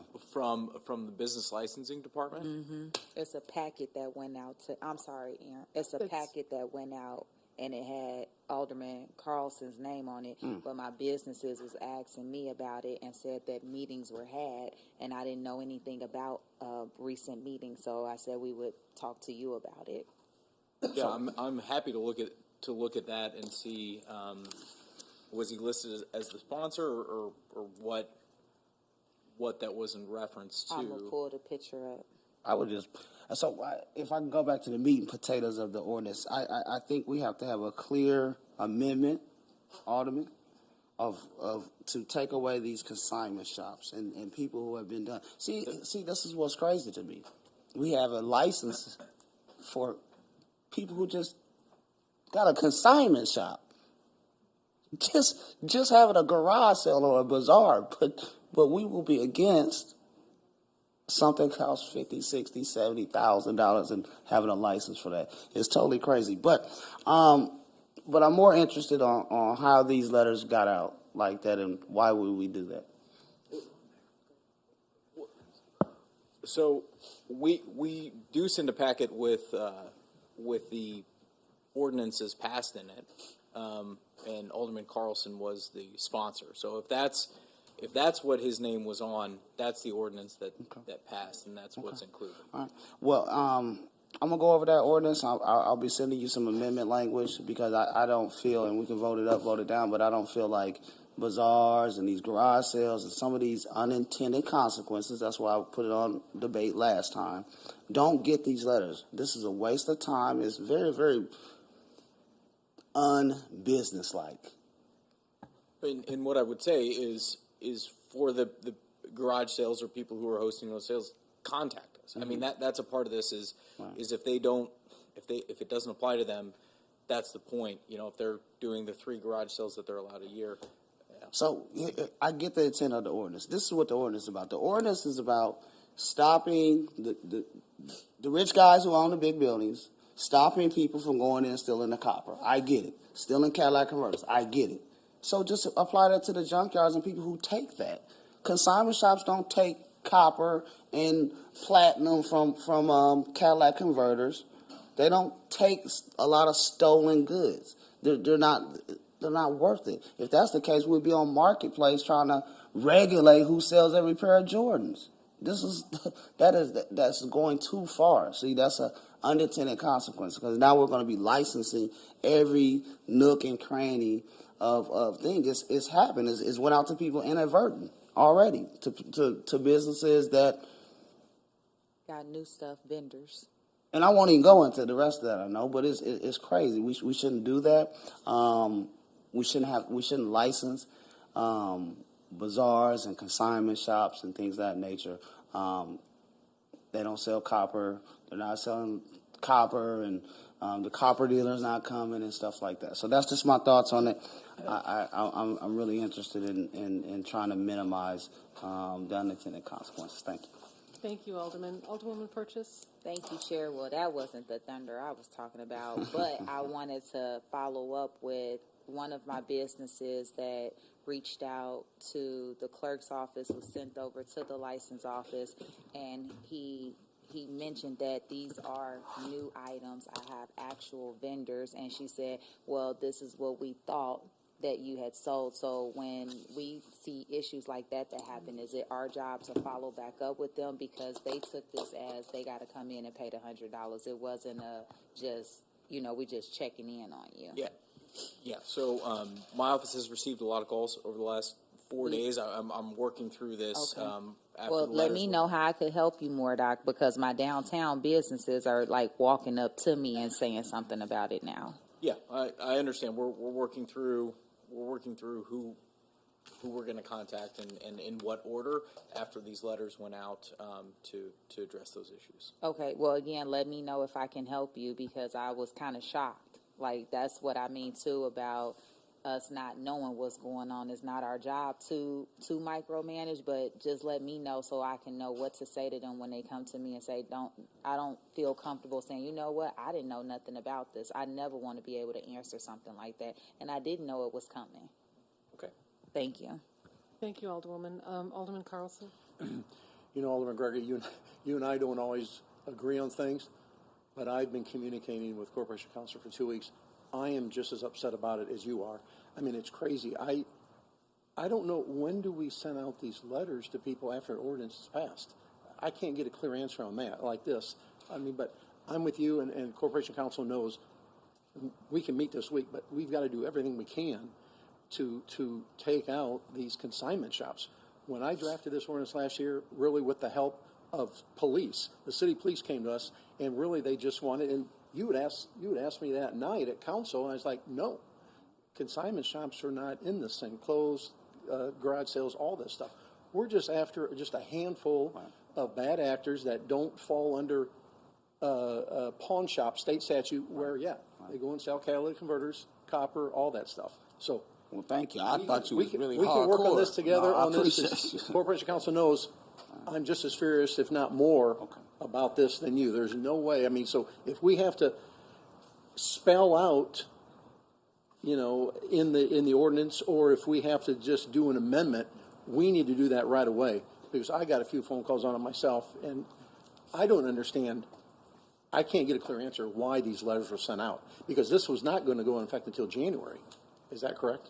Well, so this is the process. We have to identify, we send these letters out so we can start the application process because the license goes into effect January 1. So this it'll is be the easy then with, step. under that, I'm not an attorney, but obviously, but if we have to identify, then to me, that means, hey, we're just naming these 3 or 5 or 6 businesses that fall under this. Is that correct? Yes, and we're in the process. So we sent out the letters. The letters went to everybody under the definition. But why though? But why? I don't know that. Why did they go out like that? Why were they sent out? Yeah. To notify any business. I mean, honestly, to have kind of this discussion, to notify businesses that we say we think under the definition of this new ordinance, this applies to you. We did the same thing with massage parlors and says we think this applies to you. And now we think that was too expansive because of the clothing issue, which again is left undefined either way in the ordinance.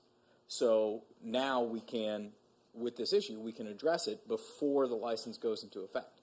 It's to identify, to tell them we think it applies. Because I thought, looking at it, and we looked at it together, I thought there were some exclusions in there, if I recall. But not for there was exclusions for people who sold new items, those type of things, but not for clothing. So we can address that problem. I think we're all on the same page here, and it's got to be addressed as soon as possible. Thank you, Chair. Thank you. I've actually also. Thank you, Corporation Counsel. I've also gotten inquiries about that. So, yeah, I think as soon as possible and get that information out as much as possible. Thank you very much. Any other comments on that unfinished business? Does anyone have any new business to bring before the group? Of course. And I beat Alderman Gregory this time. Well done. Mine's gonna be quick. At the same time.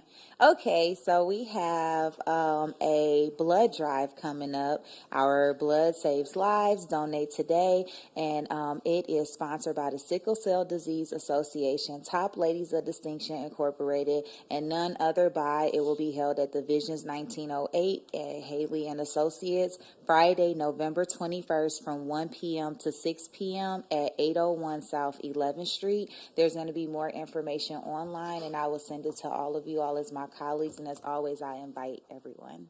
All is welcome, and this is helping to save lives, and as we can see, I've been very passionate about that lately. So please come out and support us, and if you don't have to, you may know somebody who does, and please invite them to come. Thank you. Thank you, Alderwoman. Alderman Gregory. My only comment is to my colleague, Alderman Donald, I know you was asking for suggestions about what will help our process, but our people from Public Works need more workers. They need more workers. So whatever we do, whether it's the crew, people who can put hands on, go out and do things, that's what they need more than anything. I've always pushed that my whole career, and no matter what policy we put in, they need more workers, and I think we'll see a better response to a lot of things that we want. Thank you. Absolutely. And those are great thoughts to lead us into budget season, which is coming up very shortly. Rumor. Any other new business? Okay, seeing none. Clerk, can you please read the names of the... Oh, sorry? Oh, you snuck it in. All right. Thank you, Chair.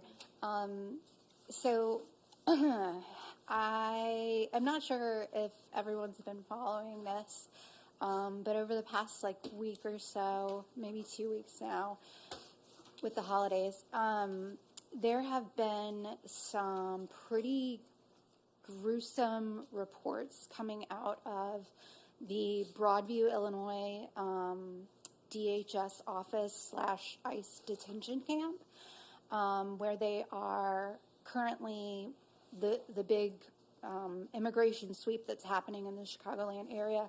They're bringing the individuals that get caught up in this dragnet to this place, holding them there, and the conditions are similar to concentration camp conditions. People are packed in like sardines. They don't have access to food. They don't have access to a way to clean themselves or even use the bathroom privately. It's really horrific. I suggest that everyone take a look. And I'm bringing this up for all of us because someone mentioned our DHS facilities in town to me, and I looked it up. We have one west of Target on Constitution Drive, I believe is the name of the street. It's a DHS office and another office, maybe IRS or Social Security, and there's a vacant office space in between there.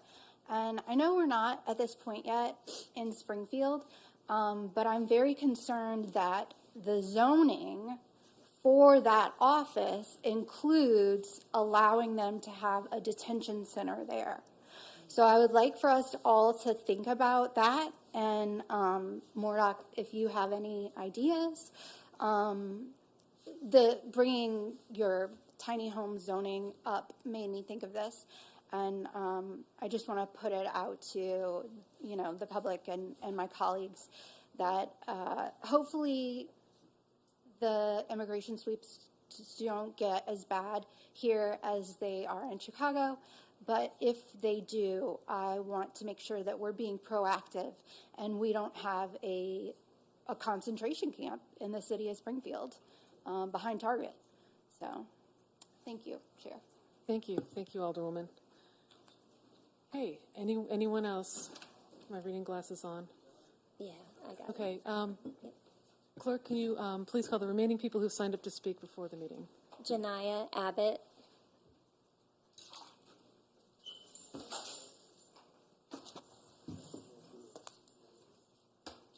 Don't be nervous. Come on. Don't worry, Sean. Come on, you got this. He's opened up. Pull the mic all the way down. Lean all the way up. There you go. We got you. Oh, she's been here before. Bree, she's been here before. Last week. No, you've been moving that down. Oh, yeah. Who would have thought? I knew. Yeah. Okay, take a deep breath. I'll be right behind you. Today I would like to talk about gun violence in America and Springfield. In Central America, we have had many gang and gun problems.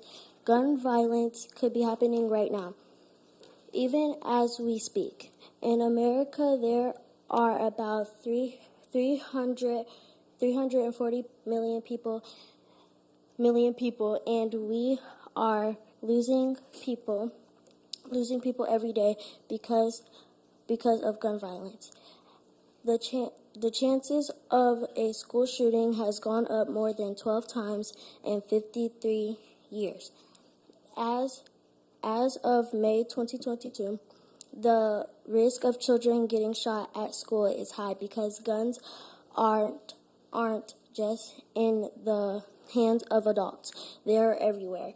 As about 3,083 children have been killed in school shootings. Firearms are now the leading cause of death for children and teens ages 1 through 17.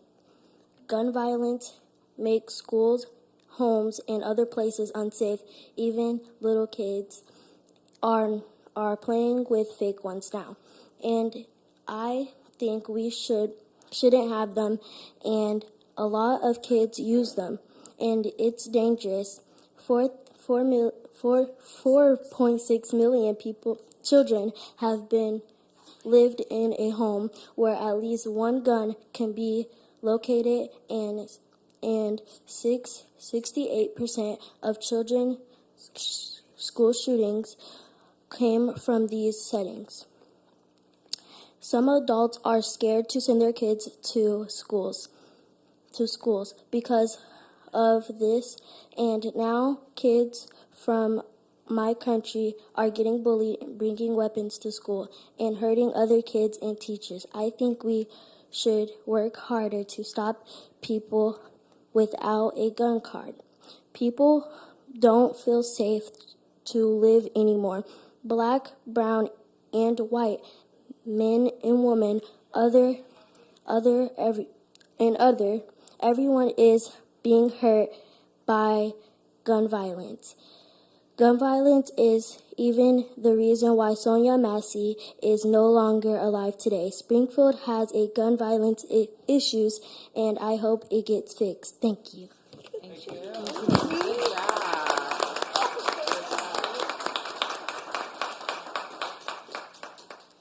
Brianna Day. I think she left. She might have left. And that's all I have. Okay, thank you. I would just like to say real quickly, thank you for coming up and speaking about that. I'm married to a retired teacher, and I know, I always knew when there was